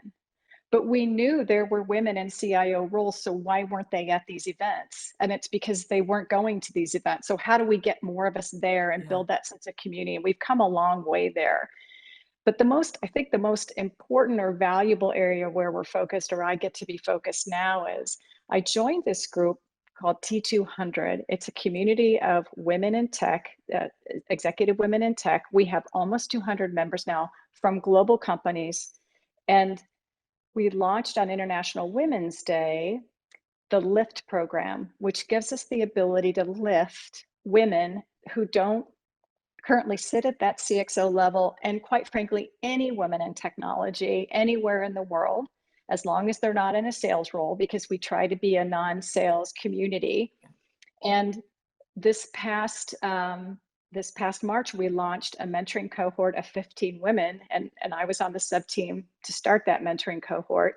And we're going to start to roll more and more of these cohorts through and build a network of mentoring bridges throughout the entire organization. We just formed a board of directors. We just became an official 501c3. And this is where I'm going to call out Sushma Punaru, because she's a member of the LIFT program. And we just had our first virtual summit with LIFT members this year. And she was a key organizer, called out in the back channel meetings that I had a chance to participate in, for what a wonderful job she did and what a great leader she is. And it was just a great platform for her to be able to show what she's capable of doing, and helping to pay it forward, if you will, for so many other women in the community. So that's one that I'm super excited about. And I would love to see as many women in tech at MetLife as possible join this group as we put more guardrails around it and make it a truly professional organization. What a great example. And Diana, thank you so much for joining us today. You've been so generous with your time and sharing your perspectives and life experiences. And I loved specifically how you shared so many actionable takeaways around empowerment. And if you haven't already, I'd encourage you to capture the takeaways from our conversation with Diana this afternoon. 3 things I've written down is: first, remember being fearful is an indication you are growing. And as Diana said, accept roles with a healthy amount of fear. Second, often taking educated risks and giving yourself permission to fail yields learnings and success. And lastly, there are more opportunities than any of us can imagine to support other women. So take a chance, share your story, and provide advice and encouragement wherever you can to pay it back. So thank you again, everyone, for joining us. I invite you to stay with us for the remainder of this exciting Triangle TechX Day 2 program. And remember, you can share your thoughts throughout the conference on social media with the hashtag MetLifeTTX.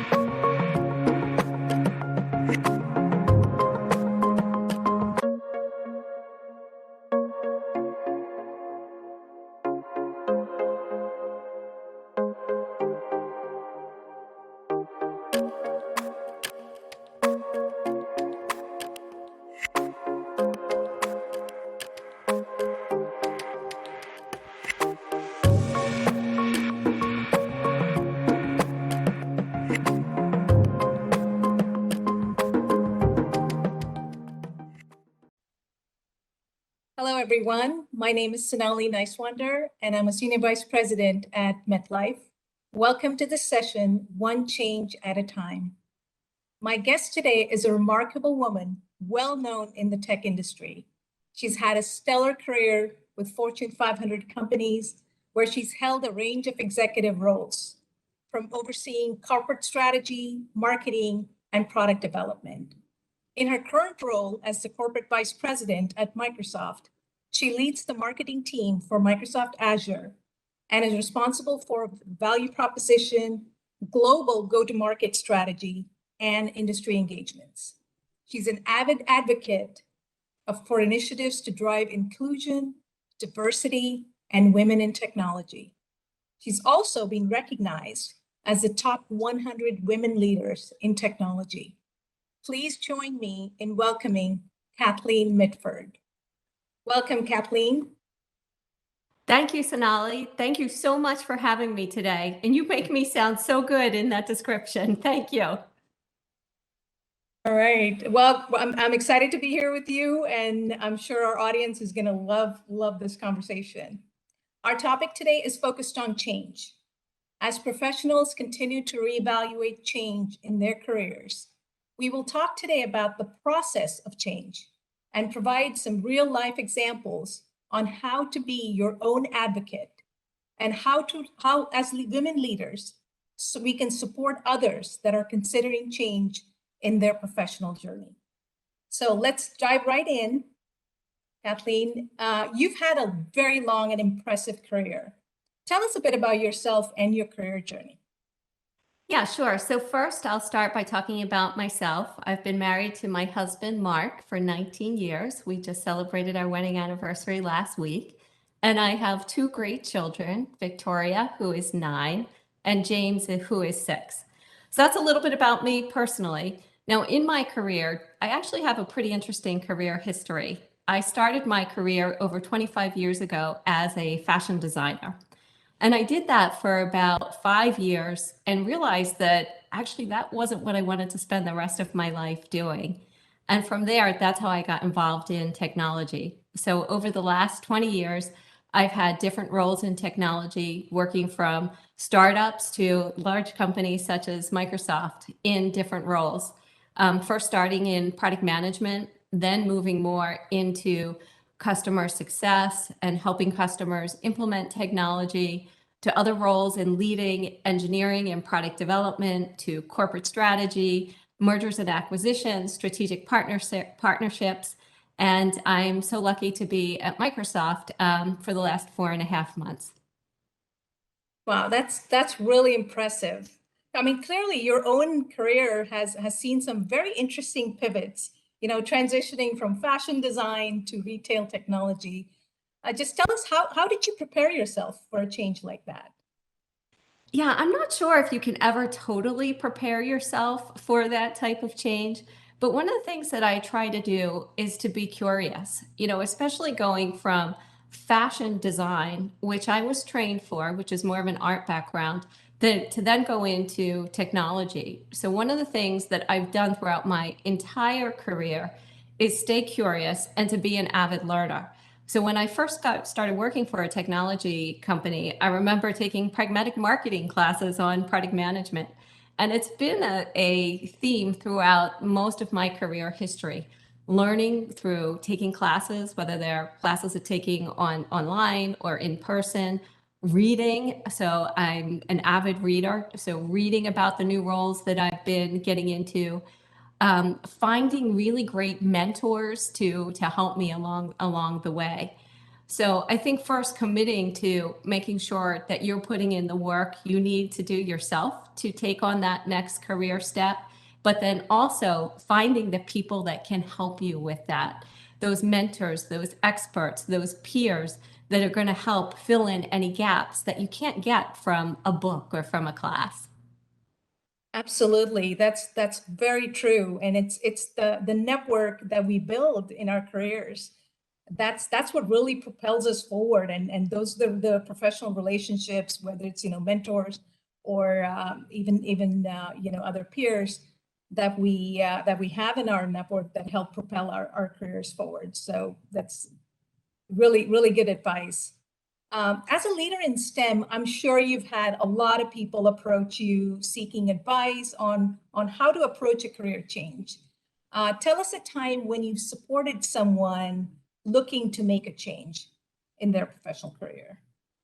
Yeah, as I was thinking about this and thinking about change and people making changes in their career, I was trying to think about people I've supported. And what I've noticed that there's like two different themes, not just one person, but I've helped support a lot of different people as they thought about a change. And there's one theme that is I want to move from one role to another role within my existing company. So I'm in product management and I want to move to customer success. Or I'm in engineering and I want to get more involved in a customer facing role. So how do I make a change from one role to another? But then what I've seen more the last year is people thinking about making changes to a completely different company or a completely different industry. And I was thinking about the similarities between whether I'm changing a role within an organization, whether I'm changing to a completely different company, or whether I'm changing to a completely different industry. And I think that the advice that I give to people is the same, is number one, think about why you want to make that change. Are you making that change because you're no longer challenged in your current role? Are you making that change because you want to do bigger things in your career and this is a path to fill a gap that you may have, just things you haven't done in your current role? Do you want to make that change because you're looking to work for a company that's mission is more aligned with something that is passionate to you? So those are the things that I encourage people to first think about, is what is the motivation for the change? And can I actually meet my goals where I am today? Or is it required for me to make a change? And it's actually been very interesting. You know, some people that I have mentored have been able to, after talking things through, saying, oh gosh, you know what? It's not that I actually really want to make a change. I'm just not challenged in my current role and I need to ask for additional, responsibility, or I need to take on new projects. Where with others, it's been, hey, I actually really do need to make a big change. And in order for me personally, I feel like I need to go on to do something big. But bringing it back around, it's really understanding about the motivation for you. Why do you want to make that change? Because if you don't understand that motivation, then you could make a change and end up not happy with the decision that you've made. That's absolutely true. It's really the why and the what it is that you're seeking with this change that's really more important. You know, what is the catalyst for the change rather than, and people usually will start it, how do I approach this change? But I think that's really good advice. Step back and let's think about what and the why, more importantly. Yeah, and you touched upon this a little bit. Change can be scary and overwhelming in any environment. But if you look at the present environment, I mean, if you look at the past year and a half, we've seen some unprecedented shifts, career shifts across all the sectors, people moving from one industry to the other. What advice do you have for people that are considering a career change in this type of environment? Yes, I'm getting asked this question a lot by a lot of my colleagues and peers because I've gone through a big change, as we mentioned. The company that I was at prior to Microsoft, I was there for 15 years. And if you had asked me in January of last year, Kathleen, do you think that you would be working for Microsoft and moving cross country?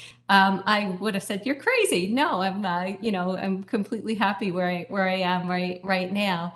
But I think that this, this last year and a half has given us all an opportunity to take a step back and to think about where do we really want to go in our careers and what impact do we want to have. So if you're thinking about making a big change, I would encourage you to think about those two questions. Where do I see my career in 1 year, in 3 years, in 5 years? And what impact do I want to have? What type of impact do I want to have on the company that I'm working for? You know, are they making products and services that are ones that I support? What type of impact do I want to have on the community? One of the reasons why I did come to Microsoft is because of Microsoft's commitment to diversity and inclusion, and the impact that I can have as a woman in technology with the voice of Microsoft behind me, you know, is one of the major reasons for me making the change. But change is scary. You know, change is hard. Change is something that you need to lean into. Again, understanding the why of wanting to make that change. And again, I talk about confidence a lot, but when you make a change, you have to have confidence in yourself and confidence in your ability to be successful in whatever path that you choose. Absolutely. It is, own the change. You're exactly right. You have to own the change. You have to have a plan, as you said, and be confident in enough to put yourself out there. Express your what you want to change, what do you want to grow into, and don't be afraid of expressing that, either whether to your own manager, to your mentor. There is a lot of opportunities that open up when you actually take control and as you mentioned, really heavily lean into the change. Lean into the change and give yourself grace as well. And recognize that whenever you make a change, there's going to be a learning curve. And if you've been in a particular role or at a company, for 1 year, 3 years, or longer, starting someplace new, it's not going to be easy. And you have to give yourself the time and the patience and the grace to learn, again, whatever, if it's a new role, what new skills you need for that, if it's a new company, learning the new culture of the company, you need to give yourself a little bit of a break for a while as you lean into the change. Absolutely. And especially as women, I mean, we tend to hold ourselves back if we don't have all of the skills that are required, or we don't meet the exact job description that's out there. We tend to hold ourselves back. So what is your advice for women in particular who are aiming to do something different but are holding themselves back just because maybe they don't have the skills at this point? Yeah, well, as women, we need to be our biggest advocates. You need to be your biggest advocate. You need to be the one that is having confidence in yourself that you can do it. You need to be the one that is asking for the help if you do when you make a change, and saying, hey, in order to be successful, I need this, I need that, whatever it may be. And when I talk about this isn't just on a professional level, it's on a personal level as well. Making a change is hard. And whether you're a woman that is managing young children or working with elders in your family, you also need to go to your family and your support system and say, hey, I need you to lean in a little bit more here while I am going through this big change. Interestingly enough, I was talking to one of my best friends on Saturday, and she recently made a career change as well. And the things that we're talking about, what she was going through in a completely different industry, are the same things that I've been going through.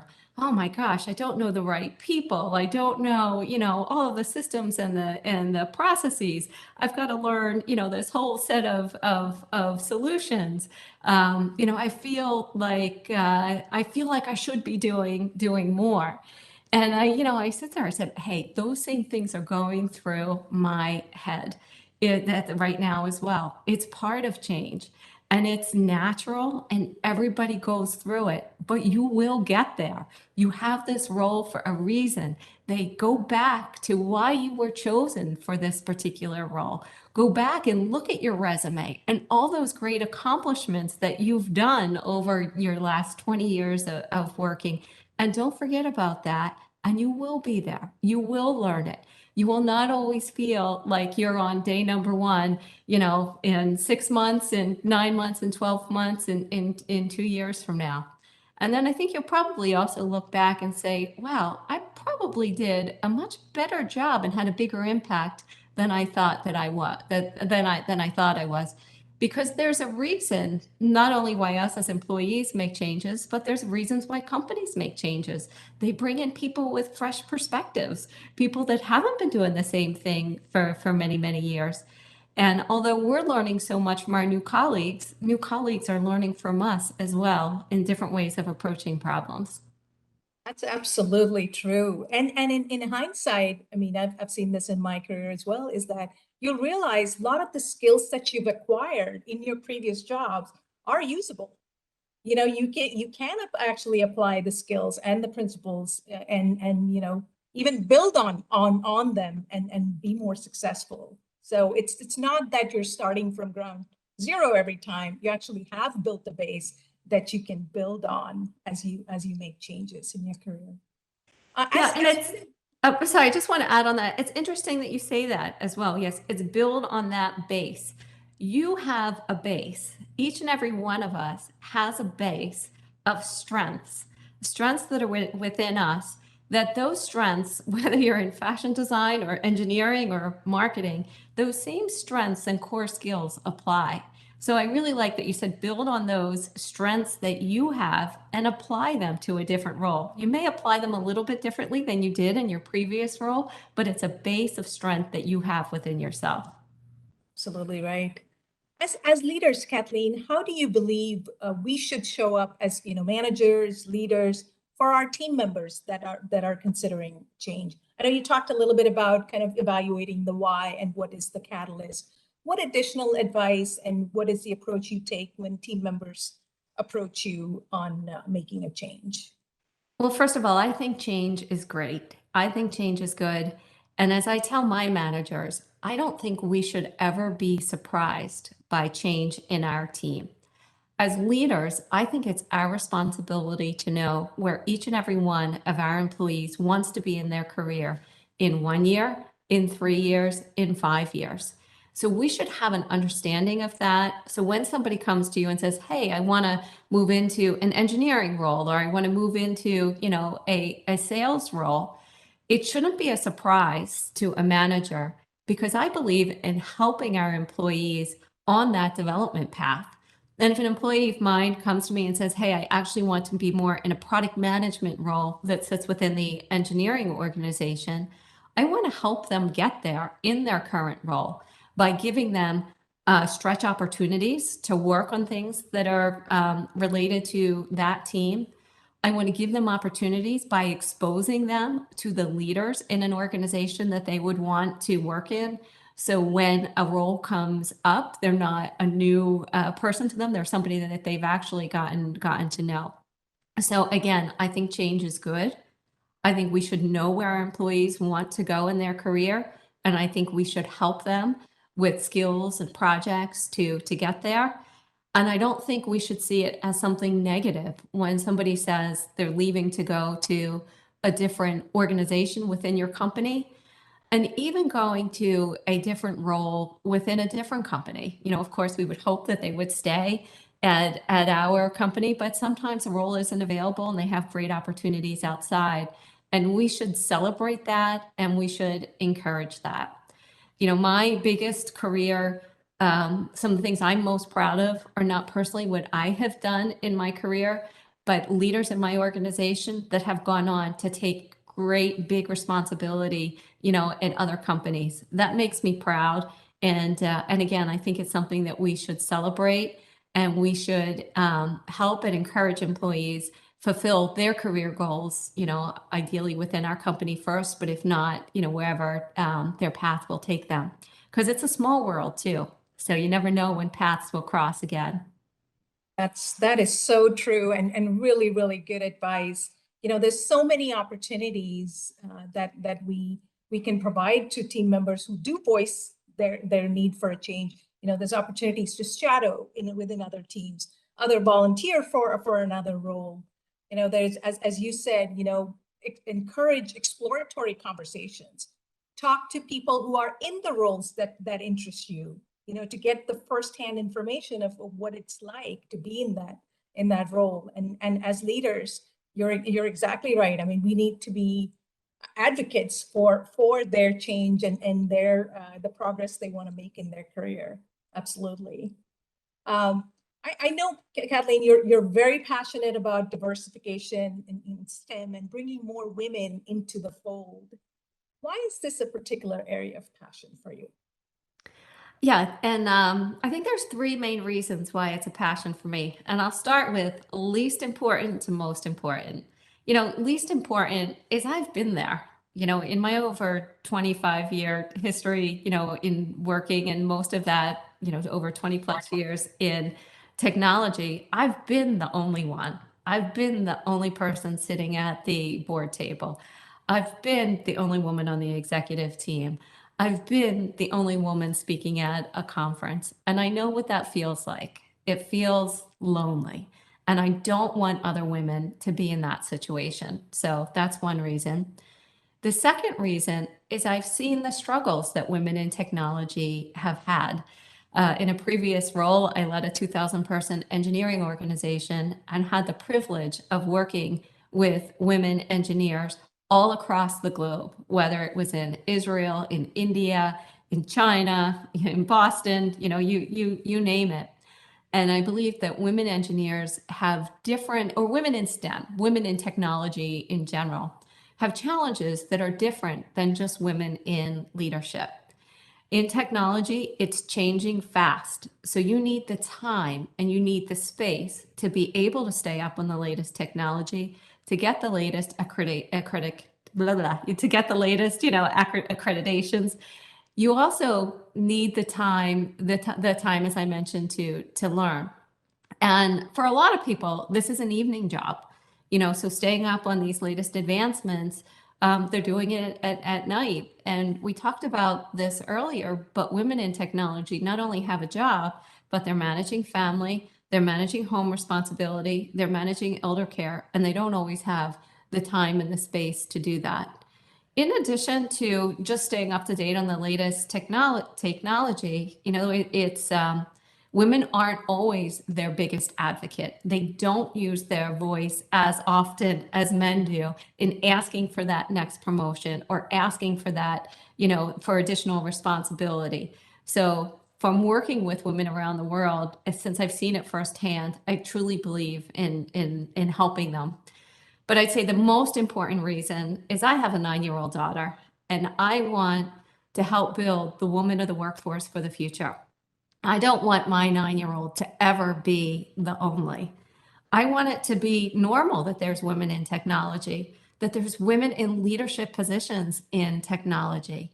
I want her to have, and her and all the other, women and little girls out there, to have fantastic opportunities in technology, and to feel that there's a space for them and they feel comfortable with that.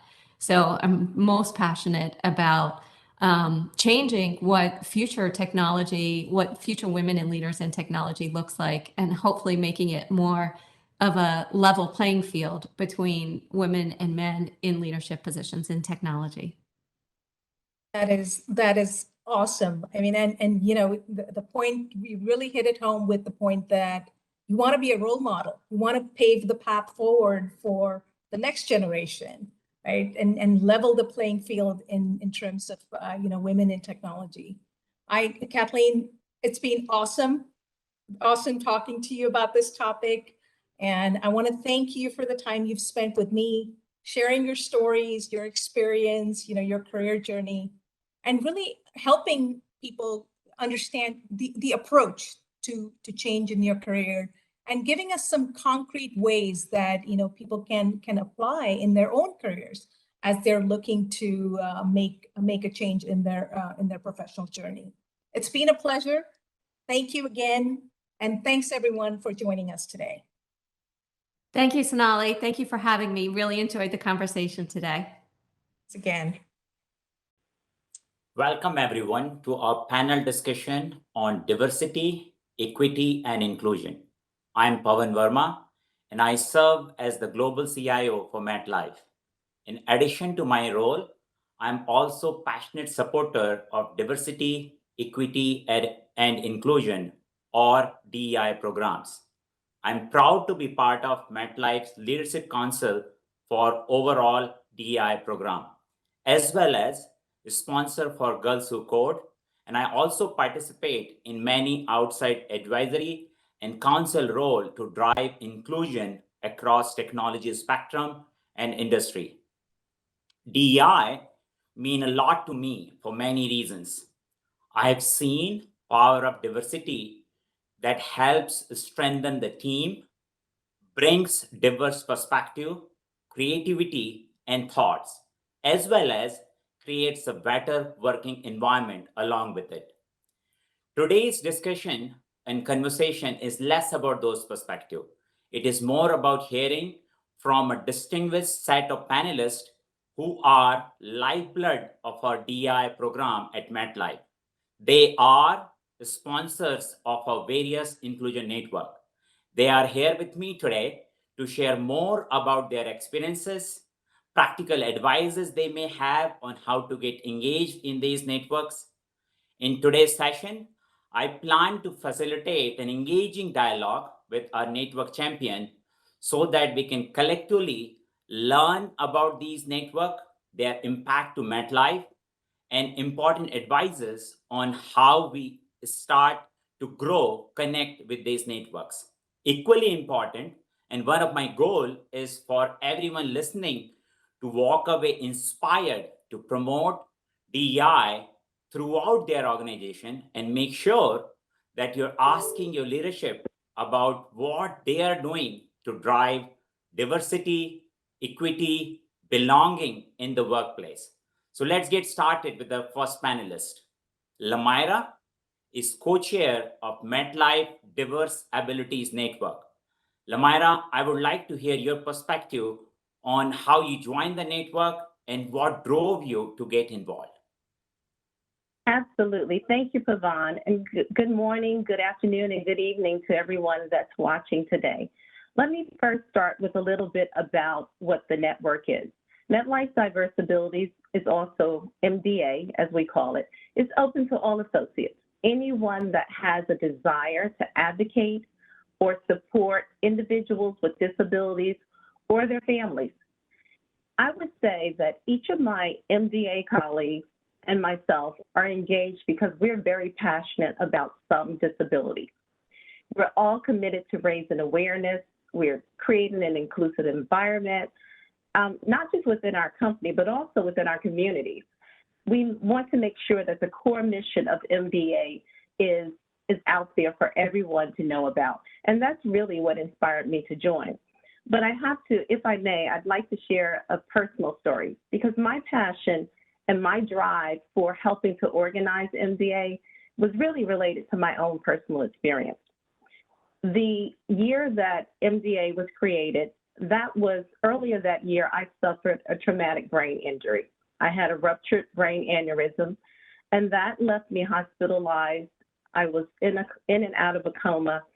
I was temporarily paralyzed from the waist down, and I was out of work for about 5 months. So just imagine when I came back and I realized that there was an opportunity to start an organization like MDA.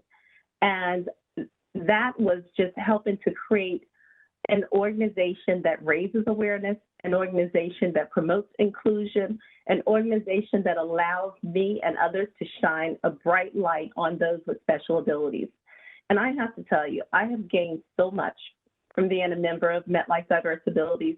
It has not only helped me personally with my own challenges, but it has also helped me professionally.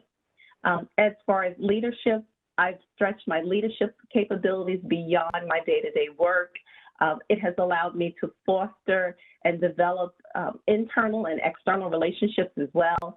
And, you know, the best part about it is that while I'm raising awareness across the sites at MetLife, I'm also developing and learning myself. So it has been a fantastic opportunity. And thank you for the question. Thank you, Lamira. Such an inspiring story. And one of the key messages that I took away is that how MDA, the network that you're part of, is helping create the inclusion where not only you're bringing yourself, but how you're helping others, those who might be going through a similar journey. And that's the power of community. Let me move to John, who is the civilian co-chair of MetLife Military Veterans Network, or what we call as MVET for North Carolina. John, can you share your perspective on why you joined MVET and what have you gained from this experience being part of the community? Absolutely. Thank you for the question, Pavan. As a little bit of background on MVET, it's a group of MetLife employees who look to support the military community. Some of them have served, others, such as myself, have not. I originally joined as a small way to show appreciation for one of my closest friends in college. He joined ROTC and then served in the Marines after graduating. Due to a health condition that I have, I wasn't able to follow that example. But joining MVET and giving back to the military community allows me some way to show my sense of gratitude for all the sacrifices that our armed forces make in service to the country. I have to say, though, I have benefited from that experience, both professionally and personally. On the professional side, it's been a great way to meet colleagues within MetLife and also counterparts at other organizations who are interested in the same causes. Personally, it's been a great way to have rewarding opportunities to volunteer. We get to work with groups like Patriot Boot Camp and Bunker Labs, where we mentor military veterans who are launching their own businesses. We get to work with groups like Bridge to Sports and support the Valor Games, which is a Special Olympics specifically for veterans.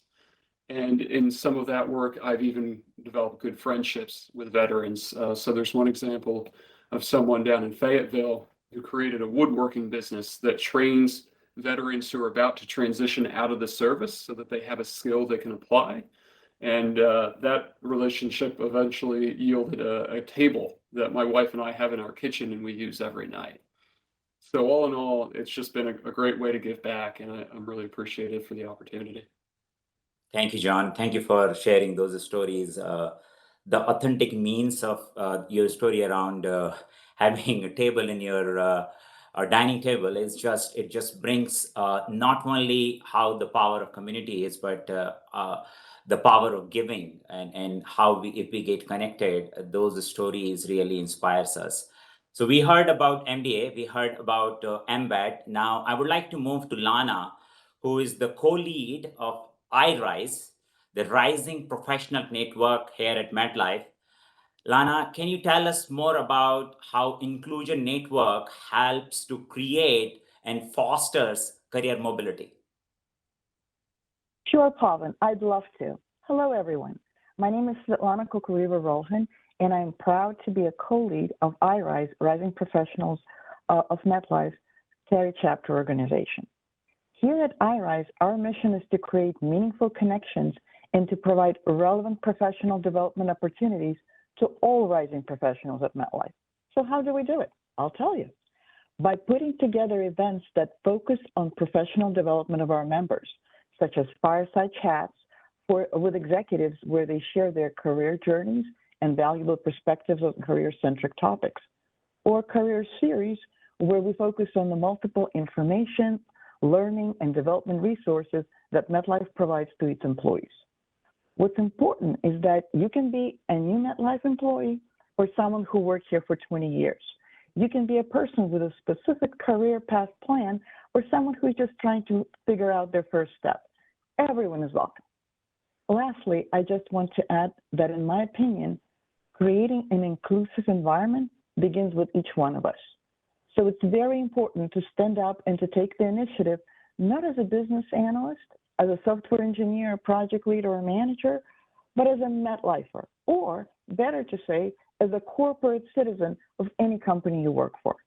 It has been said a lot about the importance of bringing your whole self to work. So working for an inclusion network gives each and one of us a unique opportunity to work on our organizational, project management, marketing, relationship management, and overall leadership skills in an environment that is very different from our everyday work environment, which in turn leads to growth, both professionally and personally. Thank you for the question. Thank you, Lana. And just think about the excellent perspective. I love the line that we often say here at MetLife, inclusion begins with me. And you certainly exemplify that. And the second message that I drew is, if you are connected and if you bring the wholesome of yourself, it not only helps you personally, but it helps you grow professionally and grow in all true sense. So really appreciate you sharing some of those excellent advices with the team. So we heard about 3 different networks: MDA, MBAT, and iRise. So one question that I would like to address is, who can join these networks, and can associate be part of more than one network? Some may think that you may need to be part of a specific geography or demography in order to join. So Tia, can you share a perspective on how team members can get connected with these various networks? Yes, I can. Thank you for the question, Pawan. My name is Taya Graves, and I am the co-chair of the Multicultural Professional Network, along with Louise Race. And MPN, as we are known internally as, focuses on building cultural bridges that allow diverse associates to achieve their career potential and to contribute fully to MetLife's success. And in answer to, you actually asked 2 different questions. So I'm going to answer the question as it relates to, do you need to be a part of the demographic in order to be a part of the diverse group? And the answer is no, you don't have to be. It's not a precondition. In order to make MetLife, and I know there are associates that are joining us from different companies, so whether it's MetLife or the company that you work in today, in order to make your workplace inclusive, everyone needs to be a part of that effort. And I think we've heard that message echoed by the speakers that came before me. On our internal diversity, equity, and inclusion website, it explains that inclusion is co-created. And in creating an inclusive environment, we want to create a place where everyone can thrive. And it begins, Lana has said, with each of us and the actions that we take to ensure that all employees feel valued and respected, and to the point that Pawan raised, can be their authentic selves at work. The inclusion networks are a very important part of that, and there are forums where you can focus on different components of diversity to create that inclusion and to co-create that inclusion. Allyship is a very important component of embedding inclusion in your organization.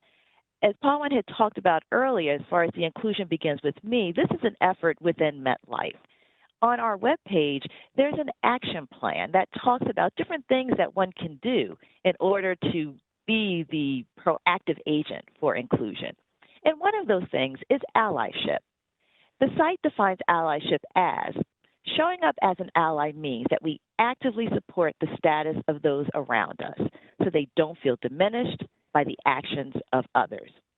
Joining one of the inclusion networks that has been described and will be described, we have a few more speakers that are going to talk about some other networks, enable you to do that.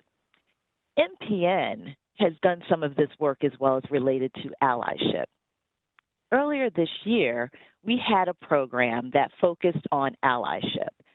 The broader program is entitled Inclusion Dialogues, and we created this in the aftermath of the tragic murder of George Floyd last year. And during the course of last year into this year, we created a safe space for people to talk about these hard issues around race and racial injustice. But a key component to being able to assuage some of the issues related to racial injustice is around allyship. We had several speakers at the January panel, including MetLife's CFO, our Chief Financial Officer, John McCallion. Personally, I wanted to have similar meetings within legal affairs, and I had also heard from some of my colleagues who attended the MPN inclusion dialogues about, well, can we do this within legal? And so one of the things that I did with some other associates was to create a get-together meeting called Coming Together. But in the planning of that, I want to shout out one of my colleagues, Peg McHugh-Guillaume, who had said, I may not understand what you as a Black woman is dealing with as it relates to the murder of Judge George Floyd, but I want to stand with you. I want to work with you to create this space so we can talk about these hard issues. And so that's the importance of these groups, and it takes everyone to be a part of it. That's such an excellent, powerful message. Think about the keyword co-create. allyship standing together. We actually have a session later today where we have our CFO, John McCallion, talk about allyship and share his thoughts. Anybody else would like to add more to my original question, maybe Lana, on how others can get engaged? Yes, I got so impatient, I just jumped in. Yes, Pavan, I would love to share. In my opinion, a person can and should belong to more than one network. We all are multidimensional people, and different parts of us will resonate with different causes and messages. For example, let's take me. I'm co-leading iRise, which promotes career growth and provide great networking opportunities, as I mentioned earlier. I've also worked and currently still collaborate in women organizations such as Women in IT and Women Business Network. And I'm currently also involved with Multicultural Professionals Network. And I enjoy working all of them. I can honestly tell you that the most successful events I worked on with the highest numbers of attendees were the events when we collaborated across the networks for. All of these events were sponsored or co-sponsored by iRise, but executed with a lot of promotional collaboration across Women in IT, Lean In, Multicultural Professional Networks, to name a few, because it does take a village to create something meaningful. Thank you. That's such a powerful, actually, see the theme on how we have multiple different networks, but when they come together, the power can be even more. So Carol, let me bring you in and see if you have any thoughts on how you have seen different networks collaborate and come together to create a broader impact for the community as a whole. Great, thanks, Pawan. I'm happy to comment on that. My name is Carol Andrew, and I'm part of the Carrie Glam Network, which is gay, lesbian, bisexual, and transgender associates and allies at MetLife. I got involved with Carrie Glam upon joining fellow colleagues in the Durham Pride Parade. In 2019, MetLife sponsored a float, which I was really excited about. Having been on the sidelines of the parade route the prior year, it was great to see MetLife's commitment to the Inclusion Network and actually sponsoring a float that MetLife associates could get involved in. So I headed to Durham with my daughter and some friends, and we met up with the MetLife team, rode on the float, walked the parade, handed out candy, and really joined in the celebration and awareness of the parade. It was so much fun. I got to meet new colleagues, get to know my coworkers better. And as a result, I started to engage in the network more often and have become the local sponsor. In response to your question about collaborating across networks, earlier this year, GLAM teamed up with the Black Professionals Network to host an open allyship discussion. It provided a safe place for inclusion and honest dialogue around what it means to be an ally. We were able to discuss openly, ask questions, share tips, and it really brought the inclusion networks together on a mission to kind of open up the discussion and talk about allyship and how important it is both at MetLife or in your work as well as the local community. It really provided kind of insight into the networks and good examples of showing allyship. With most people still working remotely, there's a need to stay engaged with our broader MetLife community. And through these inclusion networks, they provide an opportunity to connect with people that you wouldn't on your day-to-day basis in your normal work. It's my hope that now that things are opening up and people are starting to return to work, that we'll see more events take place again, like the Pride Parade, and really some in-person meetings and events that will allow us to bring awareness of and inclusion of more of these networks. Thank you, Carol. Thanks for sharing this perspective. Let me get to next question. As we talked about these network and the power of what they can do for us, the question might come: how does someone get started if they want to create these inclusion network in their own companies? So, Deborah Netta, would you share your perspective? Thanks, Pawan. I'm happy to. My name is Debronetta Howard, and I am the chair of the Black Professionals Network, also known as BPN. Our pillars include cultural awareness, professional development, community outreach, as well as inclusion and engagement. So a little bit about me. I initially joined BPN to network and connect with my colleagues. But over the years, this simple decision evolved into an amazing journey. Similar to the other panelists, I've grown professionally, personally, and as a leader because of my involvement with BPN. I have been able to lead cultural events, contribute ideas, and make a positive impact. For someone watching who is passionate about a cause or an activity that fosters inclusion, a great first step would be to tap into the current networks within the organization. It provides that safe space that we've been talking about for individuals to collaborate and bring their vision to life. Volunteers are always needed and ideas are always welcome. I'm sure you're familiar with the quote, if you want to go fast, go alone. But if you want to go far, go together. I have learned that inclusion networks can make a deeper impact through collaboration. Ideas, subcommittees, and relevant programming enhance the employee experience for us all and allow inclusion networks to accomplish their mission. There are times when you can lean into the established networks and absolutely see results. Within MetLife, BPN hosts a variety of programs that align to the pillars I spoke about earlier. For example, in 2016, BPN began hosting STEM summer camps for youth. This started as a purpose-driven idea to give back to diverse communities and foster a love for STEM. The team presented the program to our leaders and has consistently received the support needed to host camps year after year.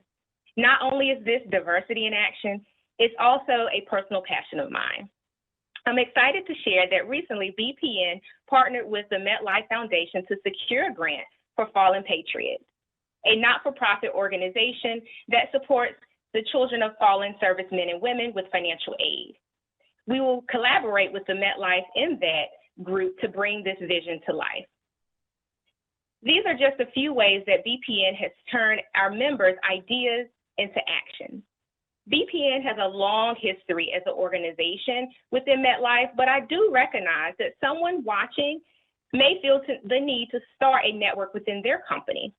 My advice is to come up with a plan and to communicate how your ideas align with the organization's mission and strategy. And don't forget to lean into your personal network for advice and support. It is my hope that these brief examples inspire those watching to take action and join an inclusion network. Thank you, Debronetta. And it just shows the power when different networks come together, how such an engaging and inspiring thing can happen. Let me continue the theme of the question. Lamira, can we hear from you and your perspective and your journey on how one can get started with the inclusion networks, your learnings? Oh, absolutely. Thank you, Pavan. This is a very important question because getting started can be looked at as a huge obstacle. The key is just go ahead and get started. Just move forward. Start to connect with some of the associates, some of your friends and colleagues to share your idea, and then begin to pull them into the conversation. It's really just that simple. Share with your leadership. I don't think we do this enough. Share with your leadership and hold them accountable for helping to promote the idea throughout the organization. MetLife's Diverse Abilities began in 2012, and we had 5 people, 5 members who had the desire to raise awareness about disabilities. And since that time, we're now maybe over 800 supporters we have as part of our membership base. We have chapters in Bridgewater, New Jersey, New York City, as well as Cary, North Carolina, and Dublin, Ireland. And we are so excited that recently we had a conversation with our colleagues in Colombia because they also are looking to start a chapter there. I recall our first event was with the Easter Fields of New Jersey Walk and Run. And what we did is we basically just talked it up with our colleagues to get more participants and to get the support. And that's what we've been doing ever since. That's how we get the word out about our events. To determine what interests our MetLife associates, we conduct surveys. And using that information from the surveys, what we do is we reach out to local expertise, get local experts in the medical field and other areas so that they can come in and help us to promote whatever idea it is. Each inclusion network gets a nominal budget each year, but all of our presenters come in and do it gratis. So that's a great thing. We have partnered with many nonprofit organizations through the years, and what's really wonderful is we get an opportunity to partner with the MetLife Foundation to provide grants for those organizations. So the idea is just think about an idea, put it out there, and run with it. That's great, and then the foundation has been really incredible to help in these causes. Now, let me get one more question, wherein as we think about these network, what are the challenges that one has to overcome as you build, maintain, promote some of these networks? So, Taya, would you share your advice with the audience on how you overcome those challenges? Well, I'll say one challenge is making sure that you have support from your senior leadership in moving these programs forward. What we have found with MPN is that even senior leadership is important to get middle management to say, this is something that's important for my associates to spend their time on. You don't want middle management thinking, well, if someone is doing this activity, that must mean that they have extra time to do work, or they view it as an extracurricular activity. Going back to the point that Svetlana had said earlier, doing this is being a good corporate citizen at MetLife. It's not a nice to have, it's not a fun thing to do, it's key to creating an inclusive work environment. And as we said during the course of this meeting, we all have a part in that. So senior leadership is key, but also making sure that the middle level management, all of those unit heads, all the different leaders in the subunits understand that they have a stake in this. And an piece of advice as far as making sure that we all have a line of sight into this, making sure it's on your performance plan, having conversations with your manager about it so that you both agree this is something that's important, and how can I manage this work, along with the work that I have. That's great. That's great. One of the things that, as I was talking to some of you in the past, I've heard about the different volunteering opportunity this gives and the learning that you come from those experiences. So, Deborah and Netta, would you share what you shared in the past on quick opportunities on volunteering? Yes, there are absolutely ways to volunteer with organizations through cultural events, attending membership meetings. So I really encourage those that are watching to get involved with Inclusion Network. That's great. So this comes to an end. Such a engaging dialogue. I really appreciate everybody's time. What I will submit to you is you are allowed to be both a masterpiece and work in progress simultaneously. Bring yourself, the whole sum of you. And each of these networks can be truly an enabler and a multiplier. Thank you for your time, panel. Thank you. Well, thank you. Mm-hmm.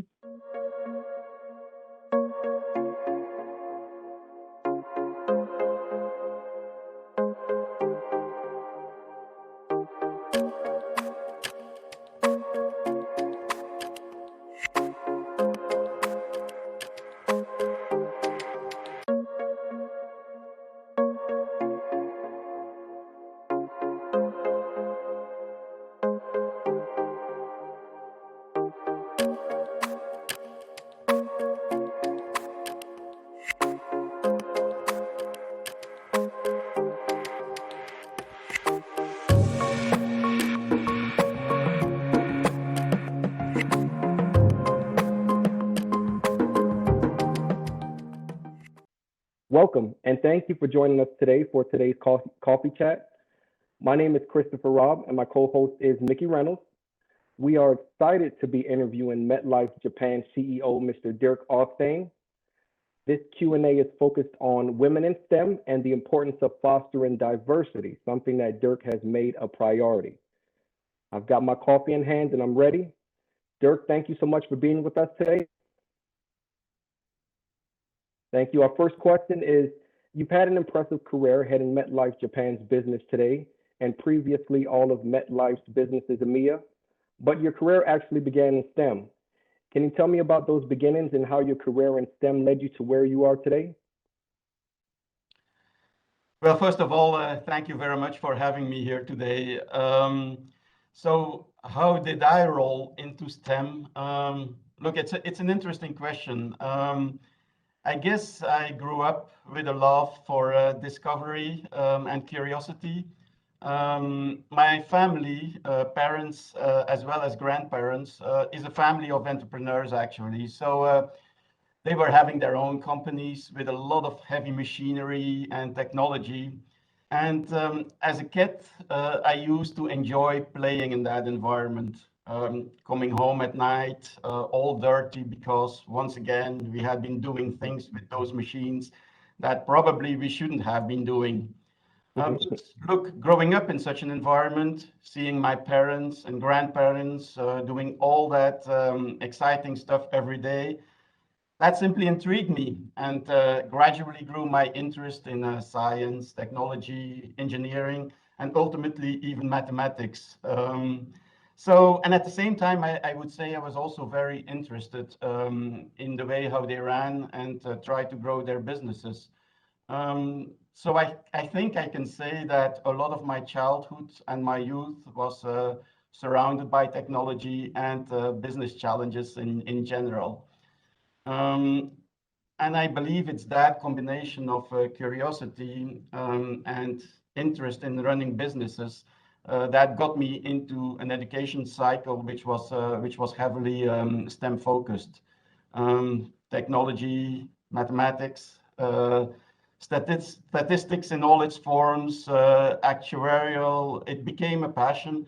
And I must say until today, I haven't regretted it at all. So I would say that is how I got into STEM. And as to the second part of your question, how did it help me to get where I am today? Look, it is my strong belief that STEM provides you with the fundamentals to be successful in any business setting. Analytical skills, understanding of figures, curiosity, creativity, experimentation, and an eye for detail, I would say. These are the basis of running any business. And they allow you not only to understand the health of the business, but also where the challenges are that need to be addressed and where the opportunities are. And needless to say also that in today's world, some understanding of technology is helpful too. Right. So look, my STEM background certainly helped me to analyze problems from all angles, which is necessary to address a situation and to consider scenarios to turn challenges into opportunities. I find that so interesting because I got into STEM the exact same way by watching my parents and started tagging along with them. So speaking of which, women have historically had very low representation in STEM, and research reflects a number of reasons from that, from a lack of female role models to just culture. How can companies help to overcome these barriers? Yes, indeed, as you say, I think the role models are too few. But I think it's also true at the societal level that the role models we have don't get enough recognition. And at MetLife, I think we have a strong culture of recognition for exactly that reason, I would say. So in my opinion, it is very important to shine a spotlight on high-performing employees, both men and women, with STEM backgrounds or other. And I think there's many ways to do that. We can promote them into positions where they can affect change. And I would say not only in a STEM-related function, but also into other leadership positions that can impact the entire company. You can also feature them in internal communications through interviews or through articles that highlight their background and their unique contribution. And it's not only internal, you can also expose them through external speaking opportunities to give visibility to the STEM employee. And as well as to show that the company has great female talent with STEM backgrounds. I would say personally, in the last couple of years, I held a number of positions, and for all the positions I held, I always made sure I had on my short list of potential successors at least one strong female candidate. And actually, in each case, when I left my position, the female candidate did in fact become my successor. So I'm a strong believer that all organizations and their leaders have a responsibility to do more, to be the change agent. And if we really want to change society as a whole for the better, then both the private sector and the public sector need to lead by example. And look, it all starts at the top. As you know, our global CEO, Michel Khalaf, is very vocal about the importance of DEI. He launched and leads our global DEI leadership council, which is committed to building a more inclusive organization globally. And MetLife launched new partnerships with UN Global Compact and UN Women to help drive leadership accountability in addressing gender equity in the workplace. And I believe in February 2020, MetLife also became the first US-based insurer to sign the UN Women's Empowerment Principles. And look, you can find this commitment to DEI in all of the MetLife markets. And Japan is definitely no exception. We launched our own DEI council, and we have all leaders commit to creating a more inclusive workspace and workforce also here in Japan. Look, in the end, overcoming the barriers you mentioned, that really begins with individuals. Moving the needle means raising awareness through education and consistent messaging in order to change a company's culture for the better in the long term. Most definitely, and those are all great points. And the importance of women in STEM, it can't be understated. And nowadays, to your point, we've got to definitely move the needle forward and allow for the inclusiveness of women in STEM, and definitely MetLife does a great job of doing that. So my next question to you, Dirk, is how does workforce diversity provide a competitive advantage in today's marketplace? Yeah, good question. And look, diversity has many angles, I would say. Gender is obviously a very important one, but there is more than that. We have race, we have age, ethnicity, different abilities, education, experience, sexual orientation, nationality, and there's many more. Right. But the clear benefit of a diverse workplace is that it allows for backgrounds and perspectives of different individuals. And different perspectives typically produce better business solutions. Different ways of looking at a problem present different ways of solving a problem. Different ways of looking at an opportunity present different ways of seizing the opportunity. So really, you need these diverse backgrounds. If you're in an environment where you all have the same backgrounds and you all think alike, you don't challenge and you don't get out of your usual thinking. So as a leader and as a company, it is really important to have that diverse team.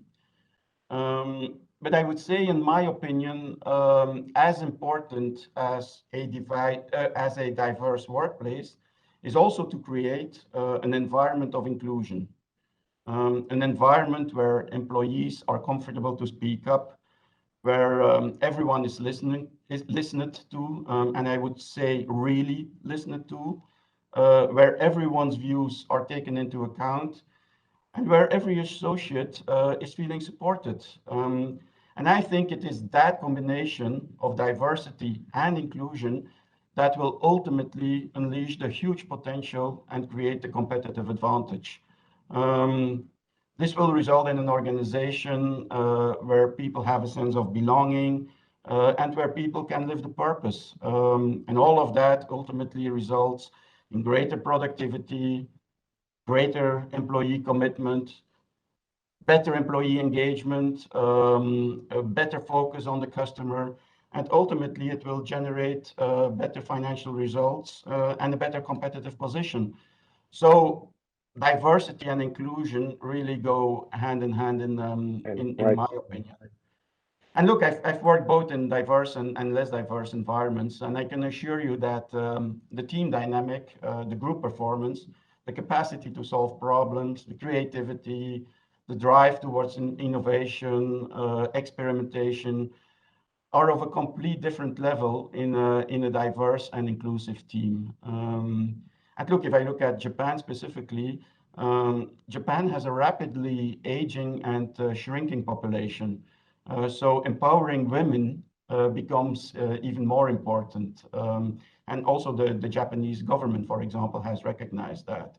So there is a very strong case for embracing diversity at the societal level, at the company level also, but also at the level of the individual. In my eyes, there is absolutely no downside in pursuing a more diverse workplace. Right.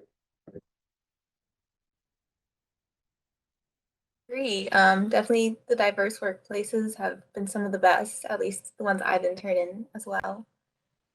So for our final question, what advice or encouragement would you give to a woman who's considering going into a role in STEM? Look, first, let me say I strongly encourage every woman who is attracted to a career in STEM to follow her voice. And I can actually say I walked the talk as my own daughter has chosen a STEM path by doing a master's degree in mathematics. And not that she needed a lot of convincing because she had it all worked out very clearly in her mind. But certainly as an encouragement, I would say, go for it. The fact is that nearly every aspect in our society is in general to some degree linked to STEM findings. So if you're pursuing a STEM career, in my opinion, you're contributing directly to the well-being of the communities and ultimately to the well-being of the world as a whole.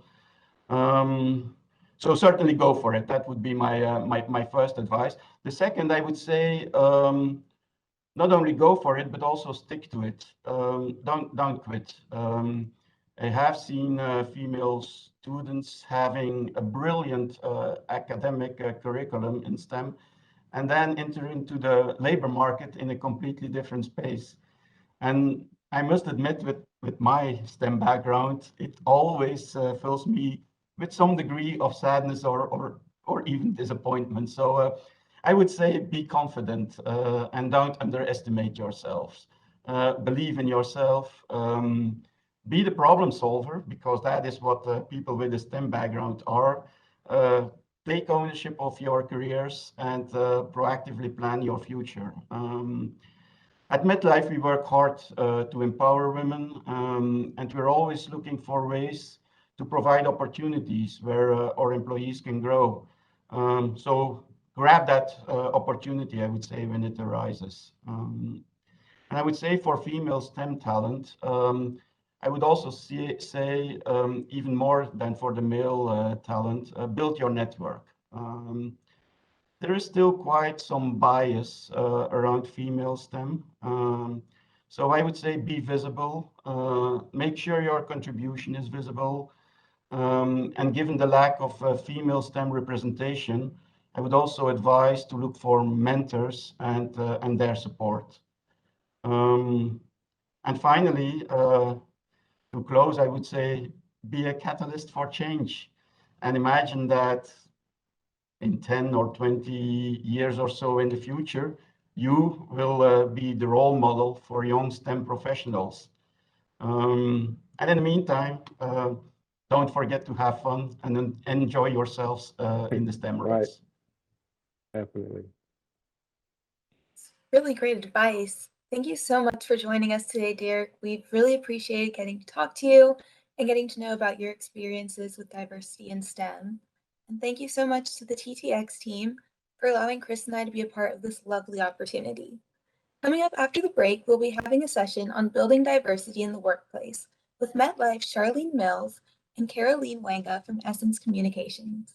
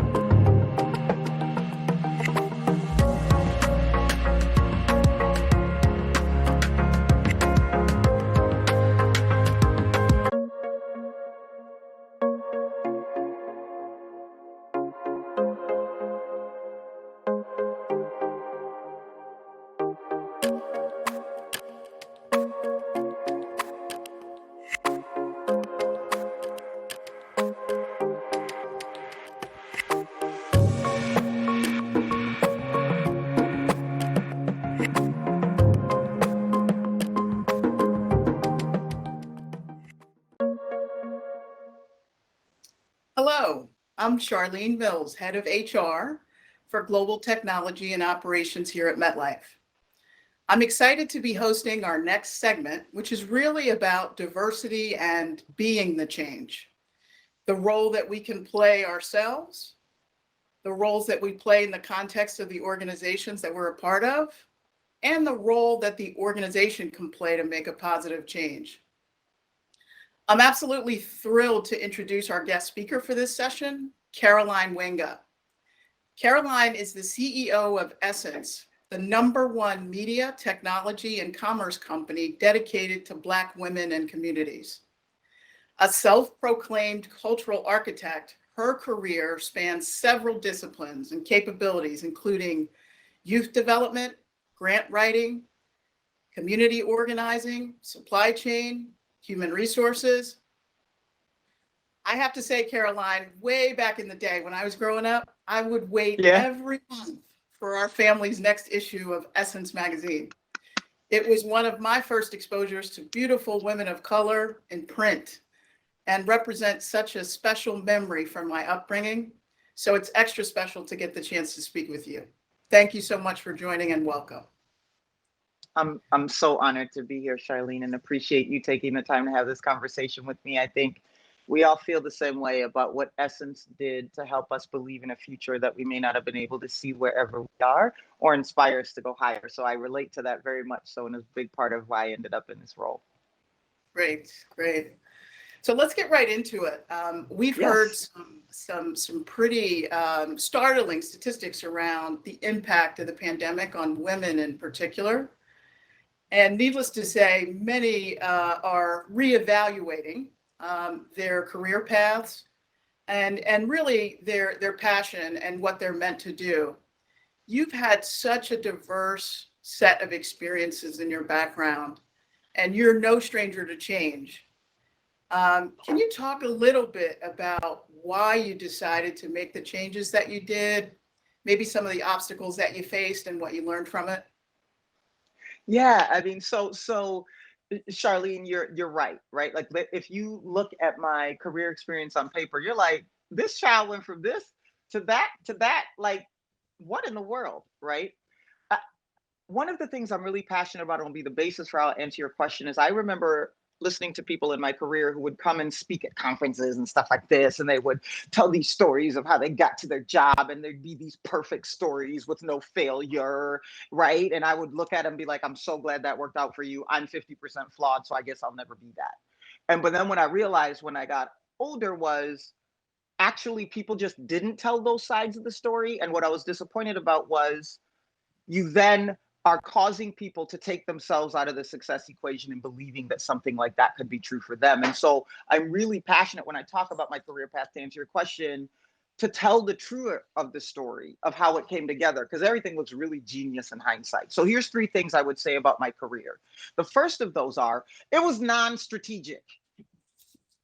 It was non-strategic. And what I mean by that is every experience I've had, whether it be industry or whatever, from nonprofit, I went into nonprofit because I became pregnant when I was 17 and I'd worked at a day camp. And when I needed to take care of my daughter, I went back to that company and asked if they had a job, and they had after school programming. That's how I ended up in nonprofit, right? And then ended up being good at it, learned skills that I didn't even know were valuable. Like, I don't know why they let a 21-year-old write a grant, but I did, right?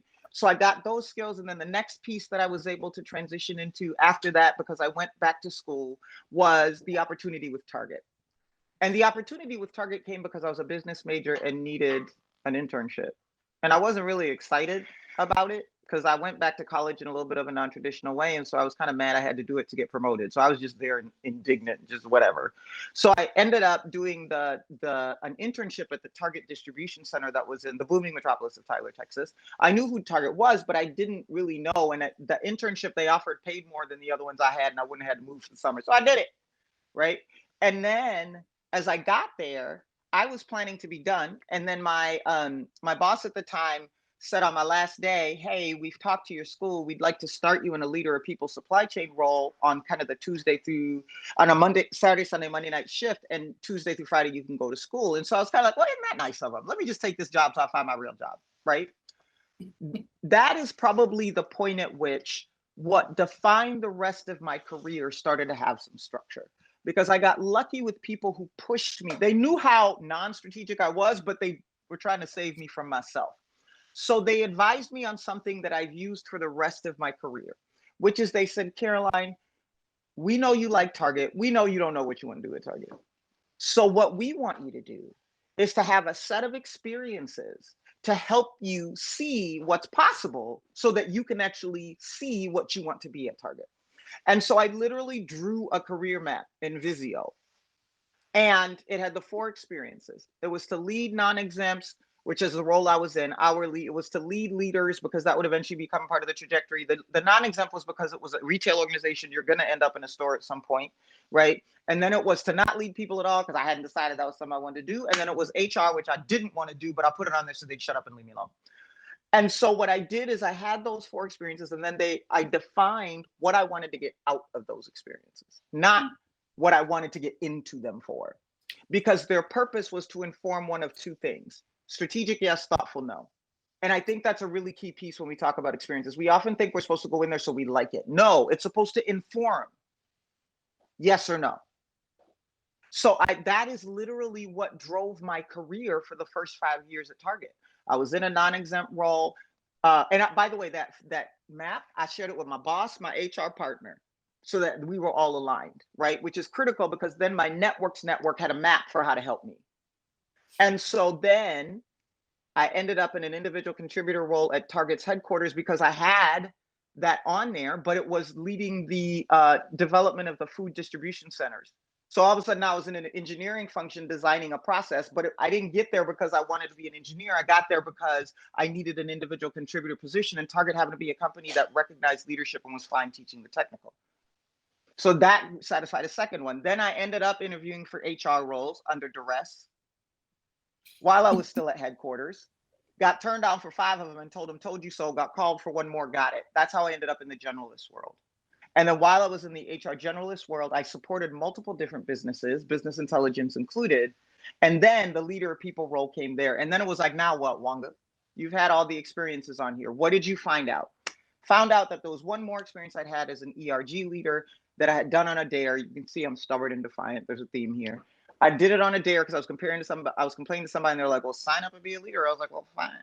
But what I found out in that experience was that particular area called diversity and inclusion that I'd now been exposed to through this ERG leadership experience was the closest I was going to get to what I was passionate about, which was nonprofit community work in corporate. So I was like, this is as close as corporate gets to a soul. So if I got to be here so I can send this girl to college, I'm going to go ahead and try to do that. So then I drew my second career map. Same process, except the first career map, the question at the top was a question mark. I don't know what I want to be. This is supposed to inform that. In this career map, it was, I now know what I want to be in a corporate environment. How do I get the experiences that get me ready for that? So I said I wanted to be the VP of Diversity and Inclusion by July 2018. I know that because I was doodling on a piece of paper during a conference that had the date on the top, and I wrote that map in June 2012. And so I promoted myself over a couple of times. I was going to use the generalist role to get to know different parts of the business that a D&I person works with. I shared that map again with my boss, my HR partner, and this one happened to be the person with the job at the time. And all I was doing was giving Target the first right of refusal. They didn't say no, but they didn't say yes, but they didn't say no. So I was like, bet, we're aligned. Right. So then my HR career started to be designed around these businesses I wanted to see to be the D&I champion. Well, guess what? I opened my big mouth on November 2013. That's a little over a year later. I get called into the office to be told that they want me to be the successor to the D&I role, and they were putting me in a role underneath the incumbent to learn, and then I would take that over. We're 7 years ahead of schedule. We're way ahead of schedule. Remember July 2018? But because I had made it very easy for people to guide, we were aligned. And so I didn't even need to know. They didn't have to go in the meeting and then come back and ask me if I'd be interested. They nominated me in the meeting. And my boss said, the HR team has said, we fully support you, but you will start in a month. So I had to own my word. So I started in the D&I role, right? And loved it. Guess what I did again? What am I going to do after this job? Because now the second career map is irrelevant. So I started to draw my third career map, which I pretty much knew would take me outside of Target. I didn't know if that would be D&I at another company. I didn't know if that would be a consulting. I didn't know what that would be, but I was pretty sure it was going to take me outside of the company. Like the next career thing after I put this map together was going to do that. I actually underestimated what that was because I drew it because I felt like my role was to drive democratization of authenticity in the world. That was the purpose I wanted to have. And so it was written through the lens of how do I do that? What it turned out to become is the framework for my architecture of authenticity. But what that exercise did is it caused me to center in on how I wanted to manifest my purpose in the job that I was in, which the way that I was manifesting authenticity is why I got the call to come lead Essence. And I knew as soon as that call came that it was what this career map was due to satisfy. So it's about experiences, not roles. It's about being clear about what you want to get out of it, because it will add value either way, right? It'll be either a good thing or a bad thing, and both pieces of information are important. Articulating that to your network and your network's network as the agreement on the way that you want them to help you so that they can help you in a helpful manner. And then trusting that through all of those exercises, you will continue to hone in on that thing. And I started very non-strategically and ended up in a very purposeful place. And we've talked about something that has spanned 25 years. What I just told you is 25 years of career. But every step of the way, my job was just articulating what I was trying to go after. I used everybody else to help me design it. That is awesome. And I love how you talked upfront about being non-strategic, but also talked about very planful, right? Career maps, being very specific.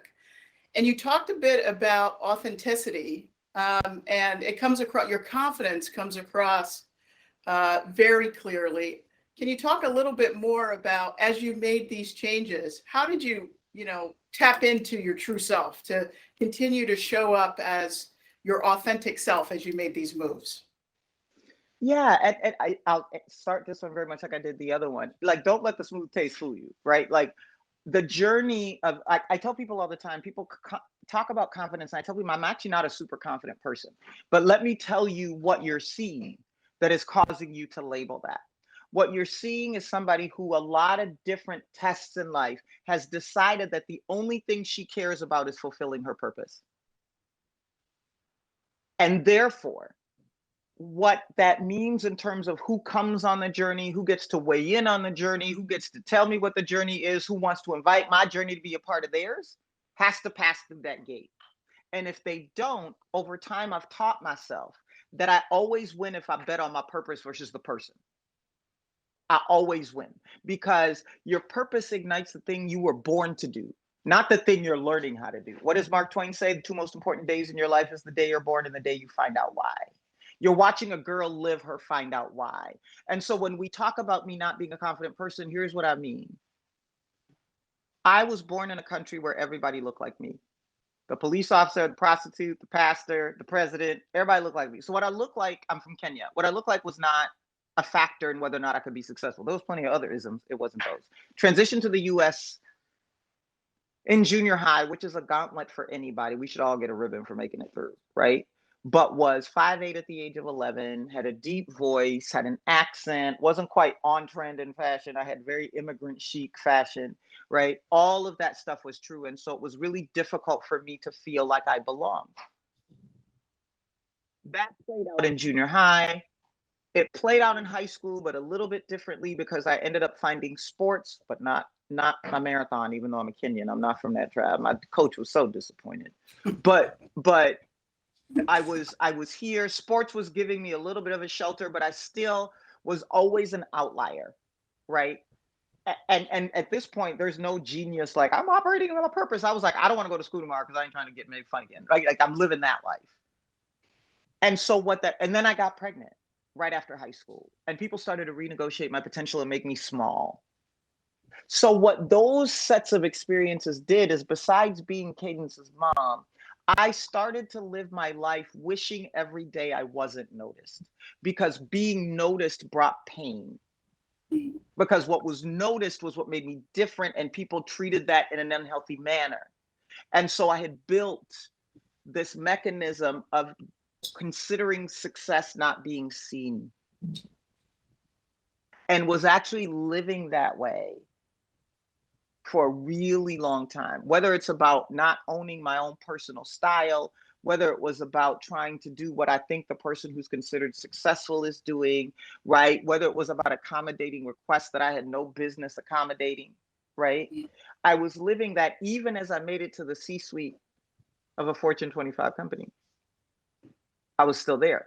And you want to know how I knew that? I would still go on LinkedIn every day and look up a girl I used to play basketball against, who swore she was going to go to Harvard and I was not going to be anything, to see if I was in a better job than her. And I'm 36 years old at the top of Target. And I'm still looking at LinkedIn to see if Jamie Larson's doing anything. That's how not confident I was. And then I was at a conference and I had one of those moments where, you know, you have those moments where your tears are coming and you're like, can y'all please come back at 5 o'clock? We can't do this right now. Don't come down to hold on, tears, right? Like that moment where you are out of control, but you're like, it's about to happen. So I leave the room of this development conference I'm in, and the facilitator notices it, comes outside, asks me if I'm okay. I end up having this whole full emotional, like, I sucked my life, whatever. And the place we got to in the conversation was identifying that I was still in a 17-year-old mindset. And so I was living that day, every day, because I had stopped counting successes at that moment that I had my daughter, and lived in, I've been failing ever since. Couldn't even see what I had done that had nothing to do with whether or not a Black single mother could do it. Very few people get to that role. And so the exercise I agreed to do with him was to celebrate psychological birthdays.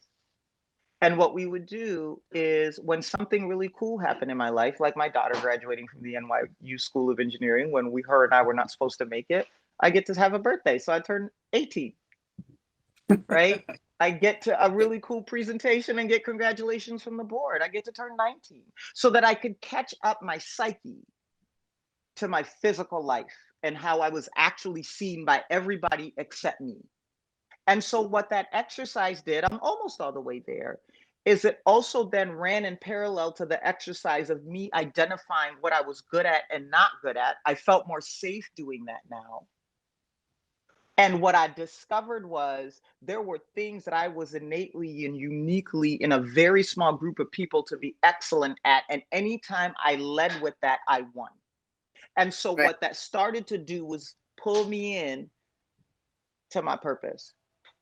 And then what manifested after that was how that then showed up physically, right? That's when I changed my hair to my locks. That's when I started wearing what I wanted to do and burned all my cardigans. I ain't hating on no cardigan people. It's just not me, right? That's when I started driving forward an audacious agenda for D&I at Target. That's when I started using my voice disruptively and agnostic of the fails and the wins in that. Never since I've been on this journey of operating in my purpose that comes across to you guys as confidence, have I ever found my purpose to do me wrong. Every time something's gone wrong is when I tried to go back and do something I didn't have any business doing, or to have that bad day where I default back to that place where I think less of myself. Every time I do that, something fails. Every time I choose purpose, even if I don't have clarity, going to run a media company that I have no business running, that I've never done before. Even if some days it's dental floss. Anchoring in my purpose gives me the confidence to often stand by myself in a full room as the weirdo till my purpose does what it's supposed to do. And usually that's the point at which it's time for me to go to the next room. Right. Wow. That is a powerful message, I think, for all of us around standing in purpose and really continuing to gain experience until you really understand what that is. But you can't be that the message of you can't fail if you stand firm in your purpose. That's an awesome message. Let's shift to organizations and leaders, Caroline. So many of us, including myself, we're people leaders in the organization. We have, we all, I know I can speak at MetLife, we want to increase inclusiveness and diversity in our organizations. What advice would you have for allies of inclusion and diversity or people leaders? What are we accountable for? How can we hold ourselves accountable for making a positive impact? Yeah, you asked me specifically about leaders, but I'm going to broaden it a little bit, and I'm going to start with a quote that I used a lot when what I labeled the ecosystem approach that we used as a foundation for Target's D&I strategy happened. And it is a really simple quote. And it says, this diversity, equity, and inclusion journey is an all-in, full contact, participatory endeavor. Everyone plays a role, not the same role. The role they're best positioned to impact, and the choice not to play a role still plays a role. And the reason why I open with that is because there is no one role in an organization that has more responsibility for equity than another. What there is a difference in the role they need to play. And that difference is usually defined for a person, an employee, that difference is defined by how you're bringing your variety of lived experiences to life in that is valuable to the organization you're in an employment contract with, and then how you're making that true for everybody else. So even if you're not in D&I and you're not anywhere else, are you living out who you are as an example, especially if you're a leader of people? Are you demonstrating the authenticity you're telling your team you want them to feel safe to bring? Because if you're not, they're not going to. I don't care what you say. Right? So are you demonstrating, especially in a leadership position, what you're asking people to do? Are you doing what I call mutual vulnerability? Normally, when I speak, I open with these 22 slides out there on the internet, which is a whole bunch of TMI about me. I do it every time for one reason and one reason only. I don't want anybody to feel like I'm asking them to do something I won't do. So before you share, before you take the risk to let your authenticity show up, here's all of mine times 10. You have the upper hand now, right? So I think one is, individually, we all need to live out who we are, and we need to help other people do that. And that is the way in which you support organizational inclusion, because you will start to create a realm of influence around you that has people believing it's safe to be themselves around you. And there's no better way to do that. That's for the individual. For the organization, it shows up functionally. So every function has a responsibility to the business objectives of the company.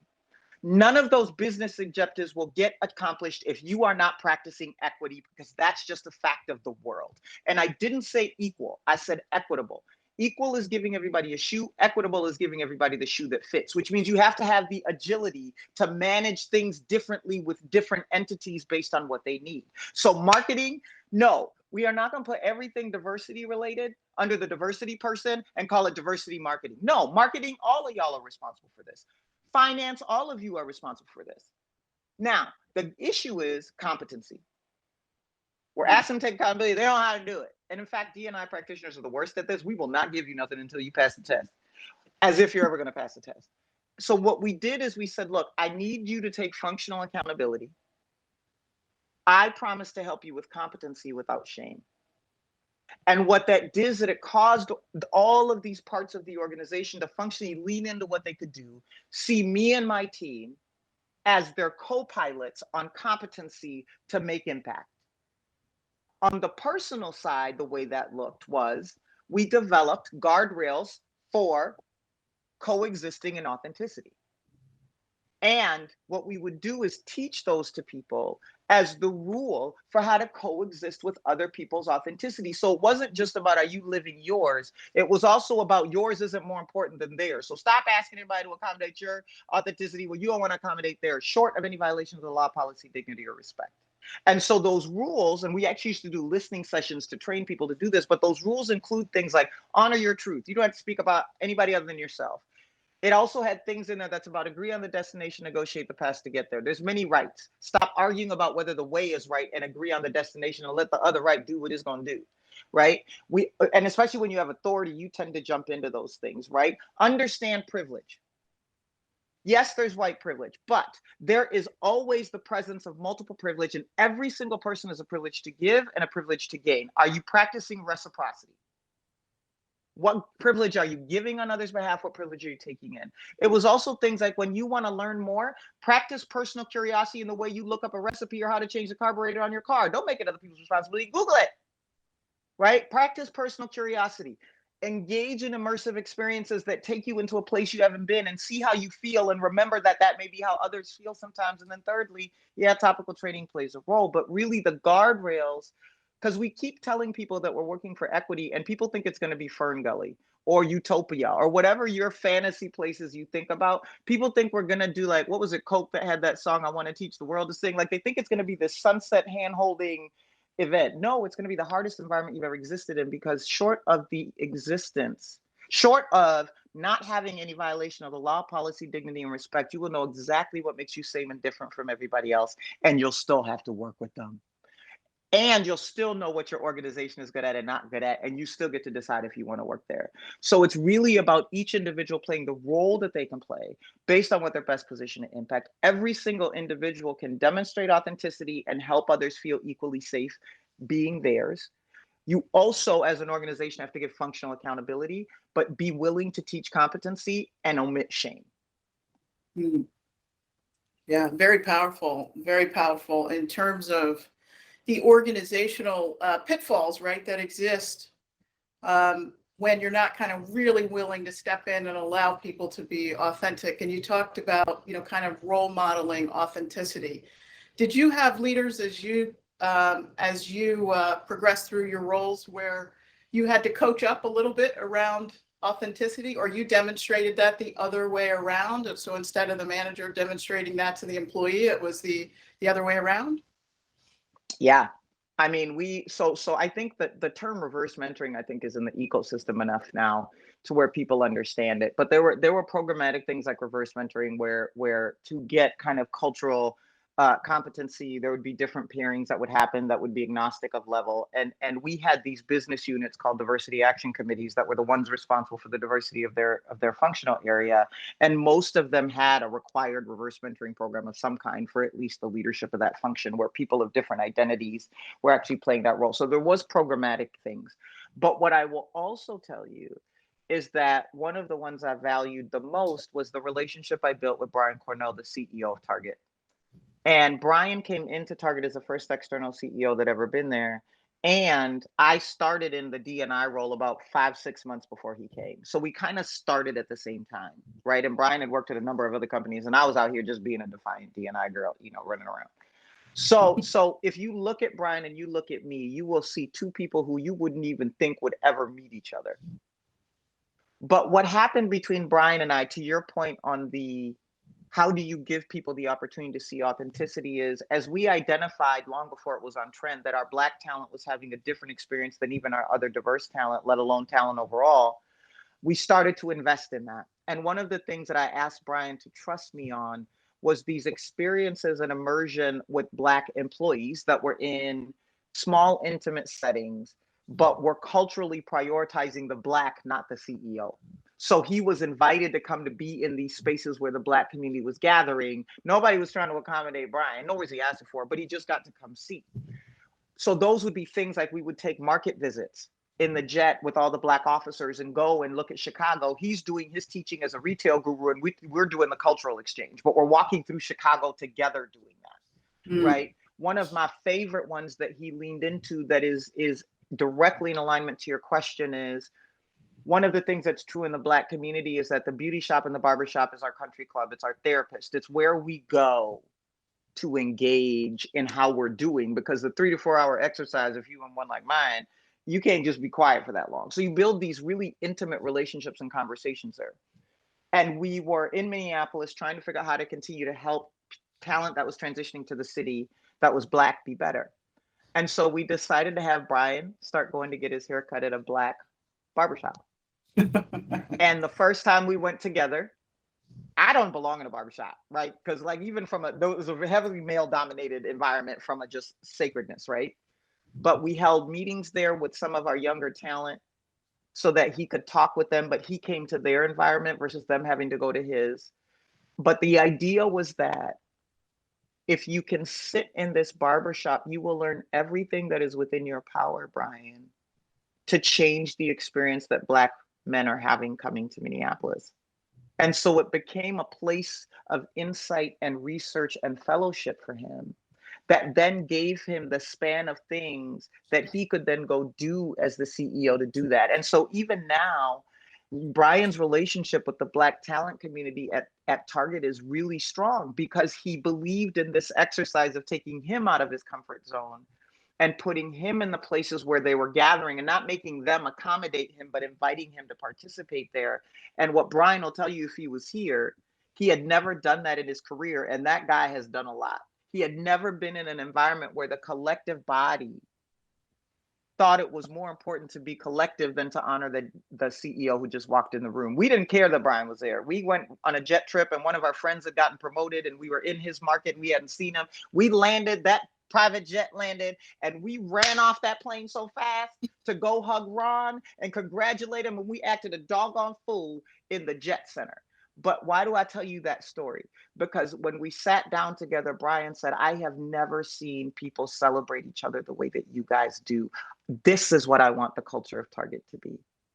So Wow. That's how you influence upward. Wow. Wow. Very powerful. Very powerful.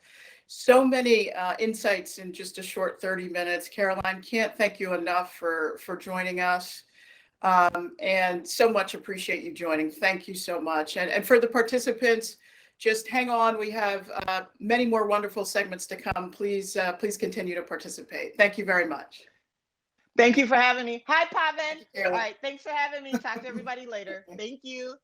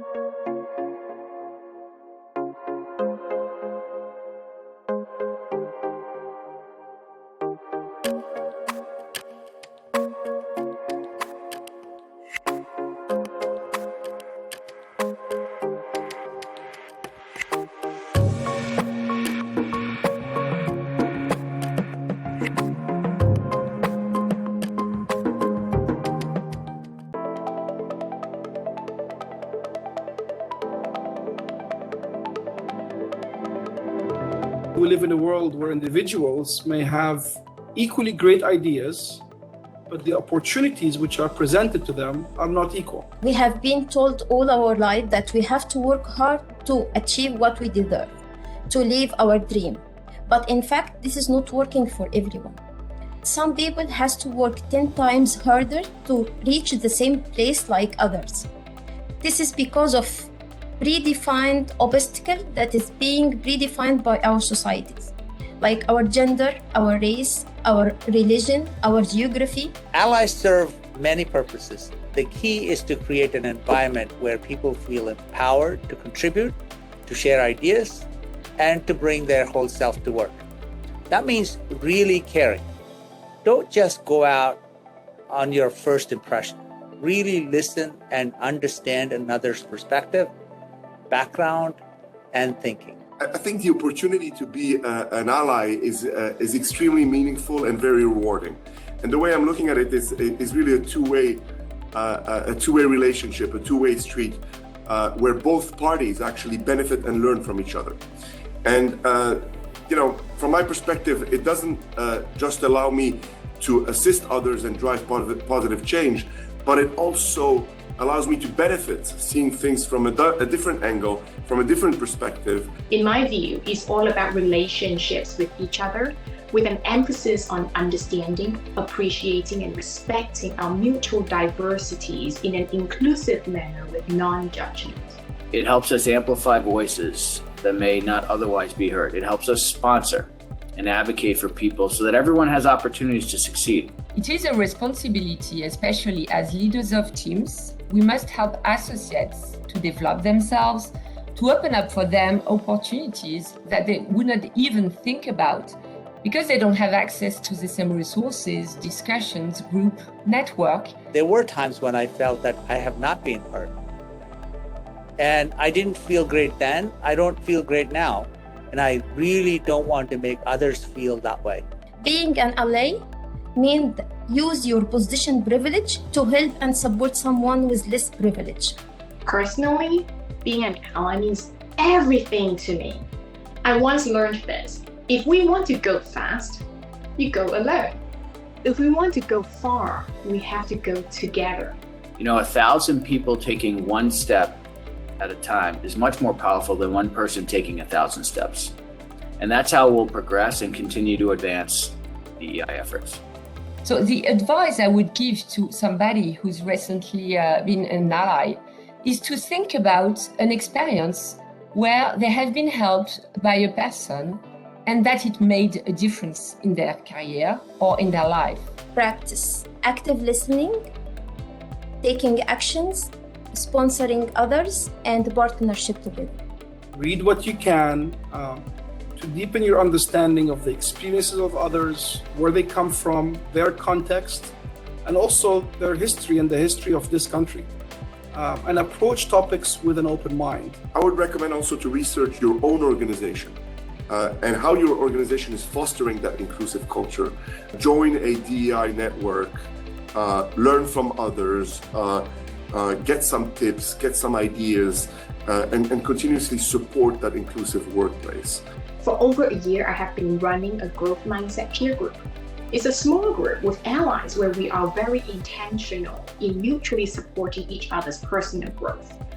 The impact has been huge.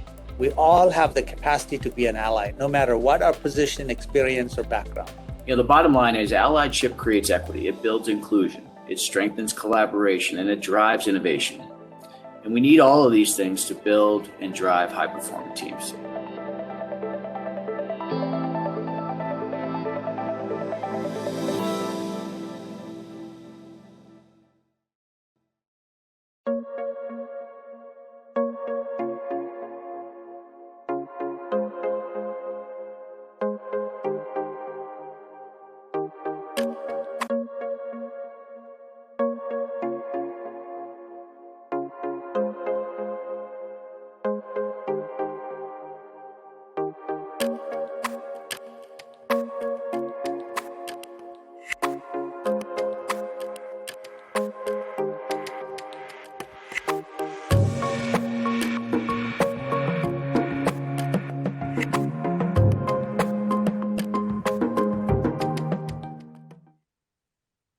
Wow, what an amazing session thus far.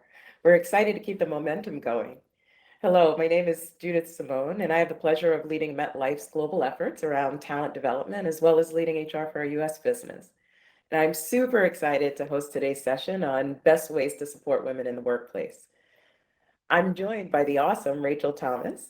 Rachel is the CEO of LinkedIn.org, the nonprofit she co-founded with Facebook's CEO, Sheryl Sandberg, to help women achieve their ambitions and create a more equal world.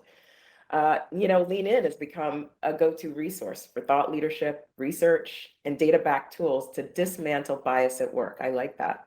And the organization helps women to achieve their ambitions and to help women women and companies, quite frankly, and build inclusive workspaces where women of all identities are supported and empowered. Wow, wow, wow, wow.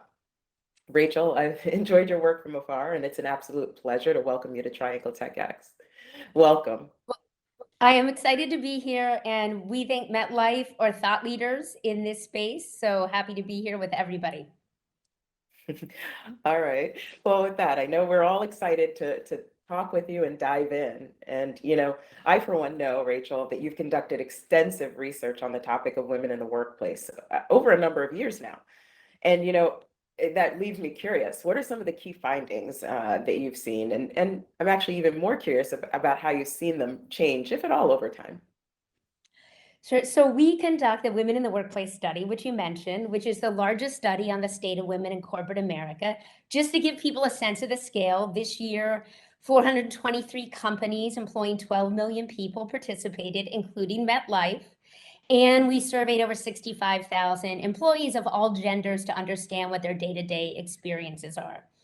And Judith, we say this every year, but it really is a good news, bad news story when it comes to women. So the good news is over the last 7 years, we have seen the representation of women improve. And I would have told you a couple years ago that it was mostly improving just at very senior levels. But something really interesting happened last year, and I think surprising given the fact that we were in the midst of a global pandemic.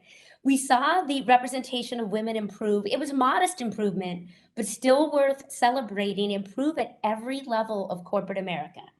Now, I want to say the improvement is uneven. So we know that there's still a gap at that first step up to manager. We call it the broken rung, where men are far more likely to get promoted to manager than women. And as a result, there are fewer women to promote at every level. So if we want sustainable change, we need to fix the broken rung. And then we know that women of color, sadly, were primarily overlooked. So women of color continue to be promoted at lower rates than white women and lower rates than men of the same race and ethnicity. So that's an area where organizations really need to double down and focus their effort. The other thing we saw, which was not a surprise to us at Lean In, because we've always known that women bring some very unique superpowers to leadership. But one of the things we saw very clearly in the data this year is that women are really rising to the occasion as the leaders we need now.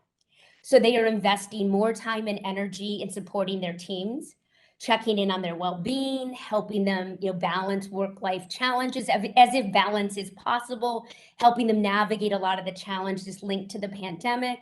And we also know that women are more likely to be advancing and championing DE&I outside of their formal roles. In fact, senior level women are twice as likely to be taking actions to improve DE&I.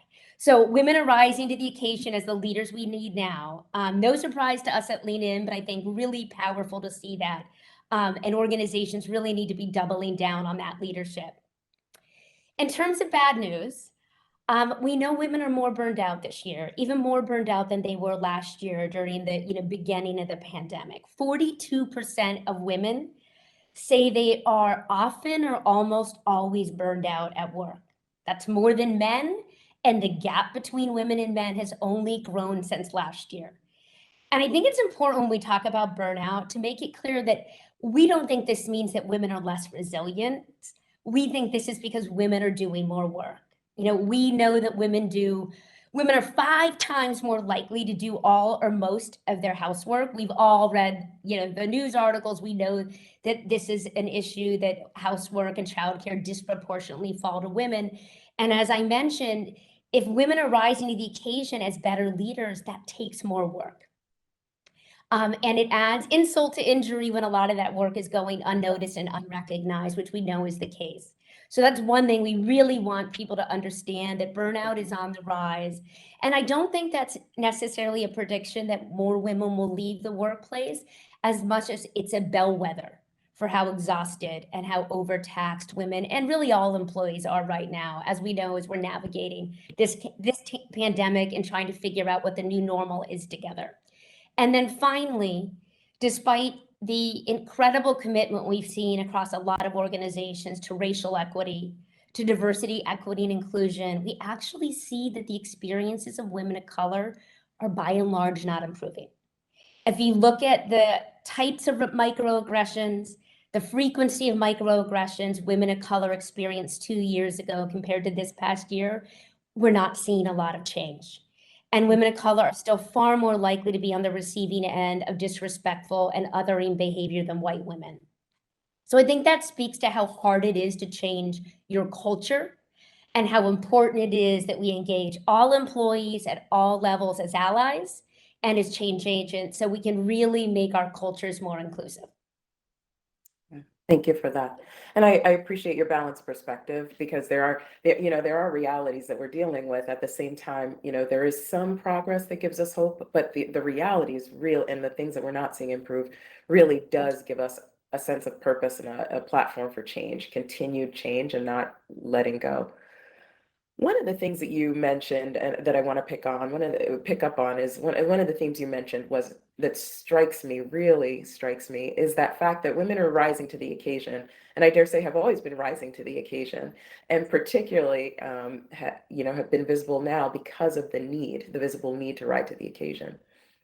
But perhaps at the same time not feeling like their contributions are being valued as such. What do you think is getting in the way, and any advice on practices we should consider? Yeah, so not only do they not think their contributions are being valued, we know they're not. So interesting enough, I'll give you an example. We know companies are highly committed to employee well-being right now. We know companies, as I mentioned, are highly committed to diversity, equity, and inclusion. In fact, almost 90% of companies say employee well-being and managers stepping up to advance employee well-being is critical to their business right now. But only about 25% are really building that into performance reviews in any real way. And so what I think we need to see is take that commitment, that intent, and pulling it through to make sure it's actually getting recognized in performance reviews, and it's actually leading to advancement, and it's leading to financial benefits. And why this matters is that means women are not getting credit for the work that they're doing. It's not leading to the advancement that we need to see. We also know that employees feel better about their organizations, they're happier in their jobs, they're less likely to think about leaving when they believe their manager is invested in their well-being, and they believe their company is deeply committed to diversity, equity, and inclusion. So this work matters to employees. And one of the things I'm worried about is that we're at risk of inadvertently relegating this important employee well-being work, this important DE&I work, to office housework. So for people who aren't familiar with the term office housework, this is work that is critically important to the business, but often is not considered in performance reviews. It often goes, uncompensated, and it doesn't really lead to advancement in your organization. And I worry that companies are inadvertently signaling that this work is not mission critical. And of course, we know that what is mission critical, what gets measured, what gets rewarded is typically what gets done in organizations. And so in terms of what companies need to do, if it's not already in your performance reviews, you need to start pulling this work and the value of showing up as a leader committed to DE&I and committed to well-being into performance reviews. And I would also challenge companies to start thinking about how are we compensating the women that are really stepping up to run ERGs, to do the above and beyond work around diversity, equity, and inclusion outside their formal job that we know is so critically important. That's really great advice for us in companies, and really practical, right? Let's ensure that these efforts don't become office housework. Learned a new phrase there, but really are, as we say, the things that actually we need to drive our business going forward. I really appreciate that practical advice around making sure you're building it into your systems, your mechanisms, performance and compensation accountability mechanisms, and all of the other advice you offered. That was a little bit about what we can do as corporations. Another thing that we can do as individuals and corporations is something you talk about a lot, and that's allyship. And it's something that's near and dear to my heart. In your work, you've pointed to this as key in fostering a culture of inclusion. And I couldn't agree more.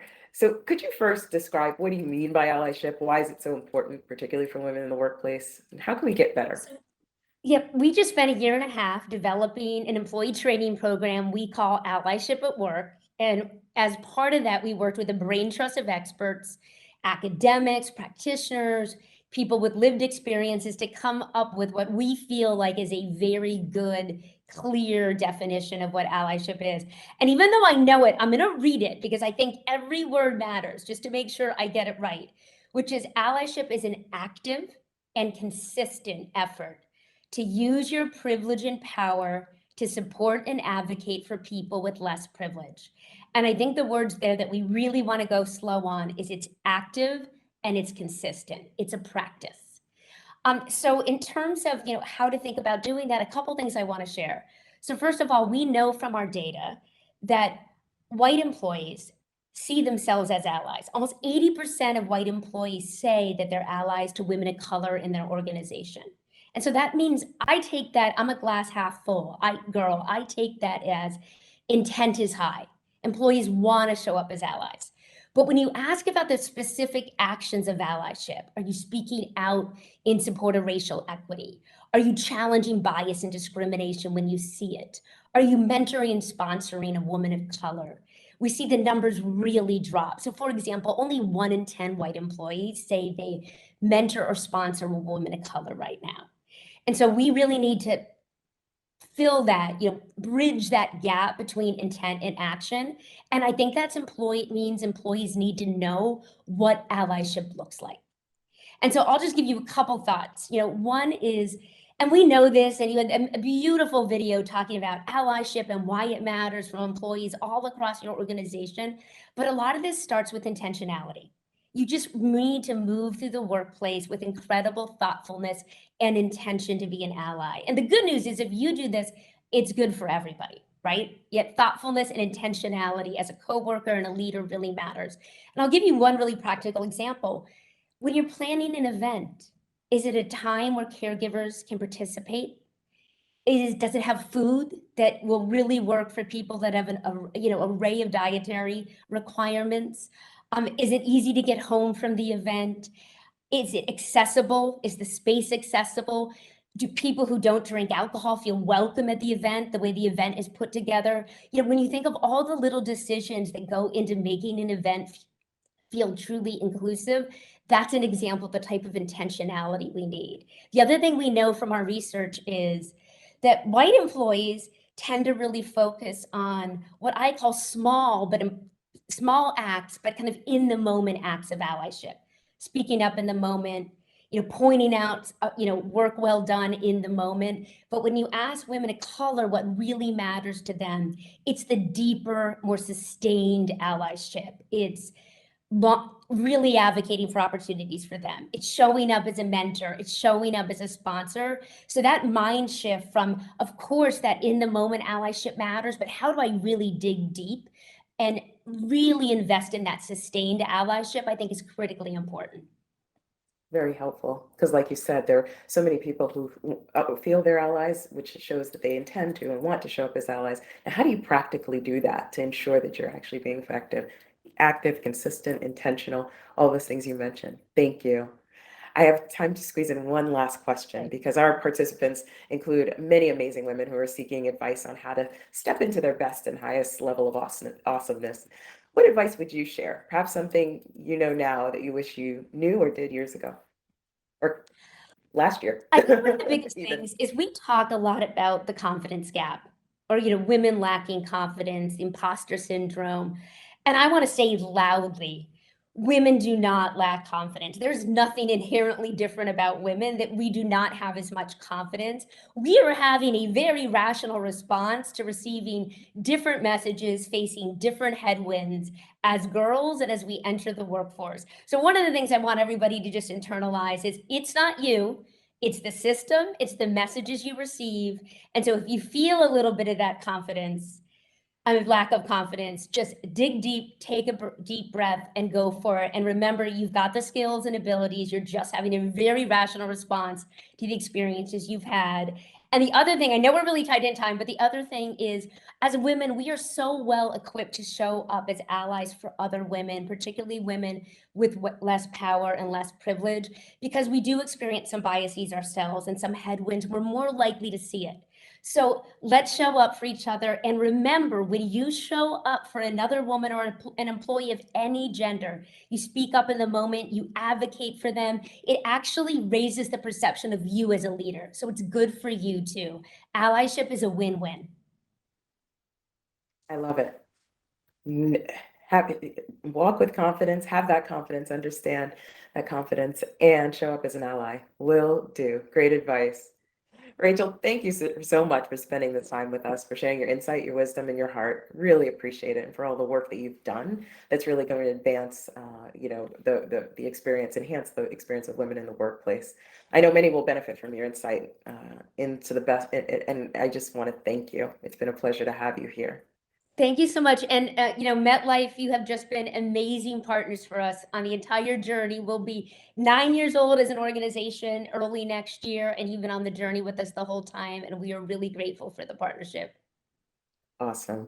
And to everyone joining us, coming up next, you're not going to want to miss Grammy-nominated trombonist Jeffrey Miller performing for us from the New Orleans Jazz Museum, followed by closing thoughts for this year's conference from our very own MetLife Bill Pappas. He's the Executive Vice President and Head of Global Technology and Operations. I hope you enjoy. Thank you.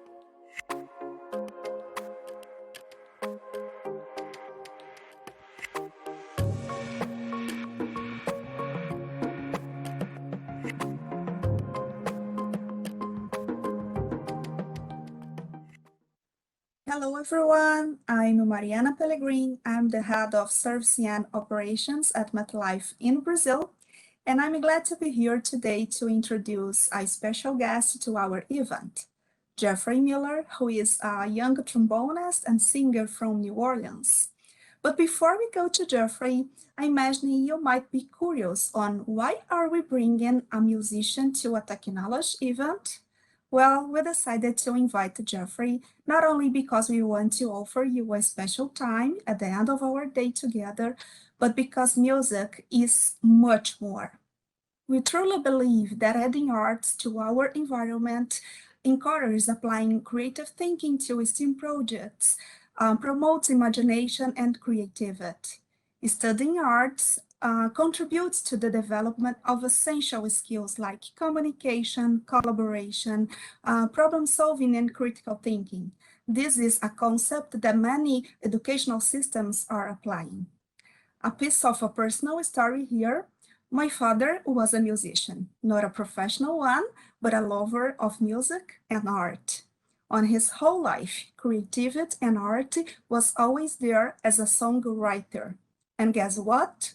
His bachelor degree and his professional experience has been always in technology. All connected. As a person from Latin America, I couldn't be happier. As in our culture, music is so important. Couldn't be happier to now introduce you to our special guest. Jeffrey Miller has been nominated for 3 Grammy Awards before the age of 25 and has been recognized with numerous awards and scholarships.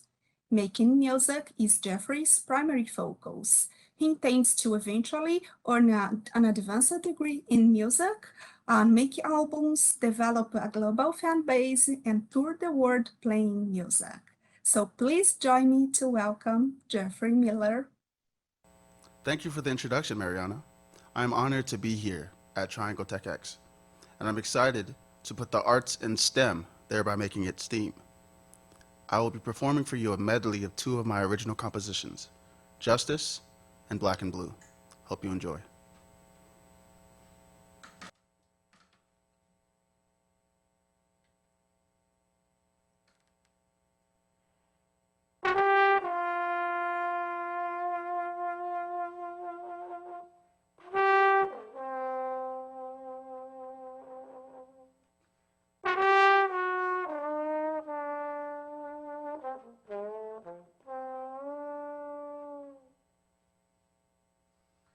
Thank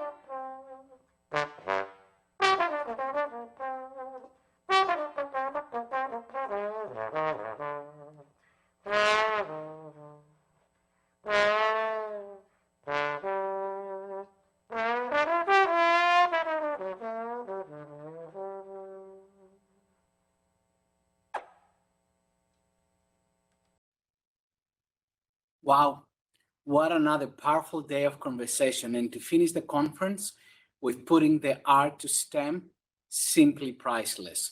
I want to take a moment to thank all of our attendees, partners, and participants for making this year Triangle TechX conference so powerful. Together, we are setting the course for greater advancement for women in STEM. I have been so inspired by everything that we have heard from our speakers over the last couple of days. Susan Podlugar started our session today by saying, be the change, empower and support. And our speakers shared inspiring and impactful insight that will help women feel more confident about the future as we continue to navigate today's changing environment. During the session about being the change for yourself and how to support others, Kathleen Milford said she doesn't want her 9-year-old daughter to be the only one, like she has historically been. And she's passionate about paving the way for women and future leaders in technology. That's a powerful way to capture the passion we all share for driving real change. Caroline Wanka talked about career maps, authenticity, empowerment, and the choice for not playing a role in D&I still plays a role. How powerful is that? Ariana Huffington's perspective on prioritizing well-being really resonated with me too, particularly when she said we need to think about the future of well-being in 3 different ways. Embedded well-being practices into everything that we do every day. Even small things can make a big difference. Look at everything that we do as interconnected and focus on the importance of having role models within our companies. Our speakers also pointed the way forward for us to put diversity, equity, and inclusion at the forefront of our efforts to make the workforce better for whatever has been before. As we navigate this great reevaluation, we must recognize it's a pivotal moment for leadership to continue pushing for progress within our own companies, but also industries. This reevaluation is marked by a large population of women interested in starting something new. With many thinking about careers in STEM, it is our job to guide them to the role models, tools, and resources that will make for a promising transition. As I said yesterday, we know now by our MetLife survey that women are looking for more diversity, equity, and inclusion in the leadership pipeline. They want benefits that better fit their needs, more flexibility in work arrangements, dedicated training to help their career progression, paid internship or apprenticeships, and more employee resource groups. So where do we go from here? And how can we be a part of accelerating that momentum? Our discussion over the last couple of days has reinforced the need to double down on our efforts in these areas and advance women in the workforce and bolster the leadership pipeline. At MetLife, we must do our part in fueling the pipeline, forging those critical partnerships and strengthening diversity, equity, and inclusion networks.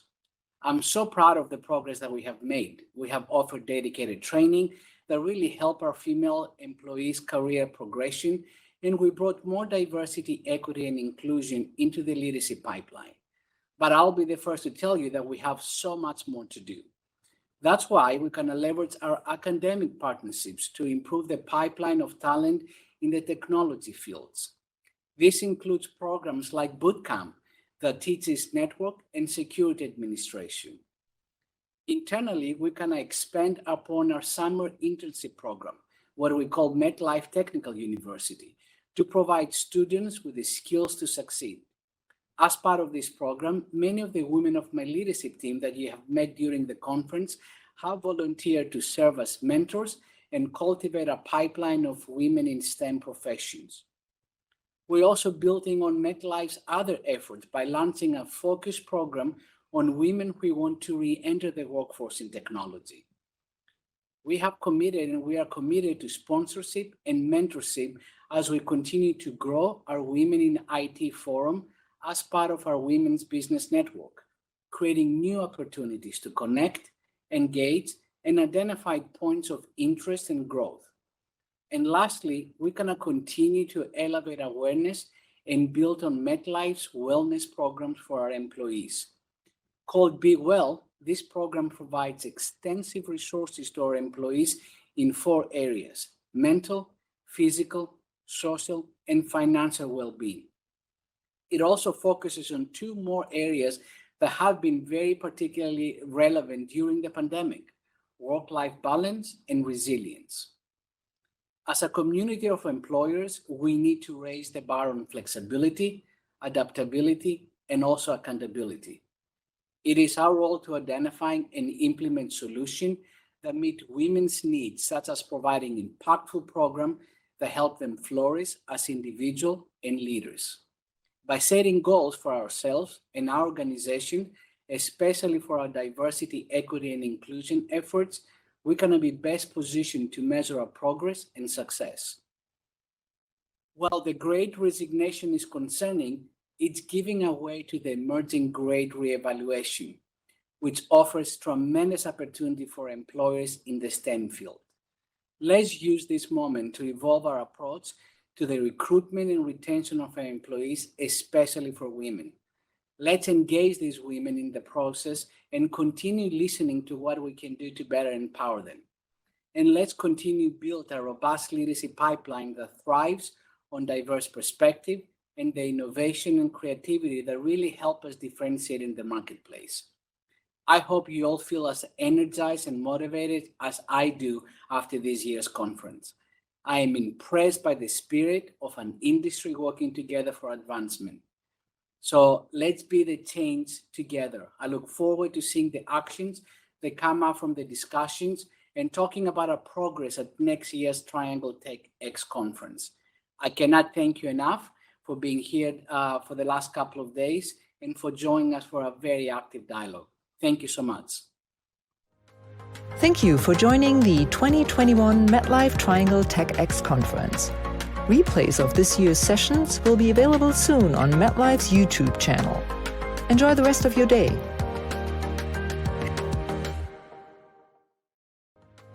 Thank you for joining the 2021 MetLife Triangle Tech X conference. Replays of this year's sessions will be available soon on MetLife's YouTube channel. Enjoy the rest of your day.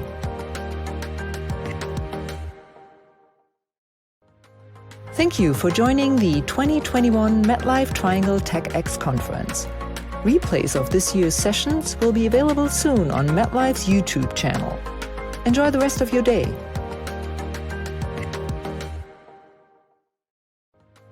Thank you for joining the 2021 MetLife Triangle Tech X conference. Replays of this year's sessions will be available soon on MetLife's YouTube channel. Enjoy the rest of your day.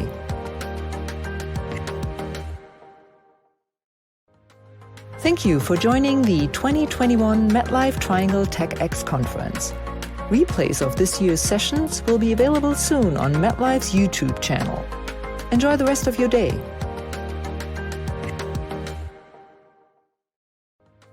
Thank you for joining the 2021 MetLife Triangle Tech X conference. Replays of this year's sessions will be available soon on MetLife's YouTube channel. Enjoy the rest of your day.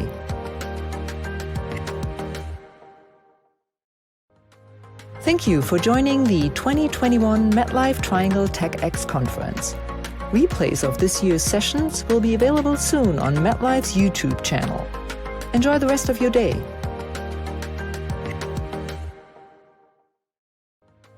Thank you for joining the 2021 MetLife Triangle Tech X conference. Replays of this year's sessions will be available soon on MetLife's YouTube channel. Enjoy the rest of your day.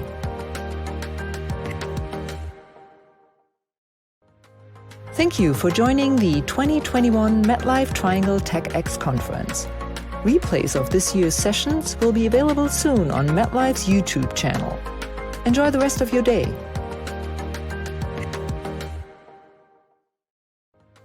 Thank you for joining the 2021 MetLife Triangle Tech X conference. Replays of this year's sessions will be available soon on MetLife's YouTube channel. Enjoy the rest of your day.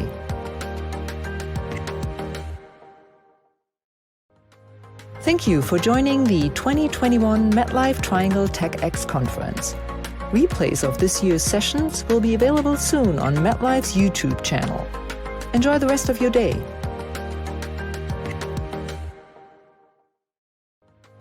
Thank you for joining the 2021 MetLife Triangle TechX Conference. Replays of this year's sessions will be available soon on MetLife's YouTube channel. Enjoy the rest of your day.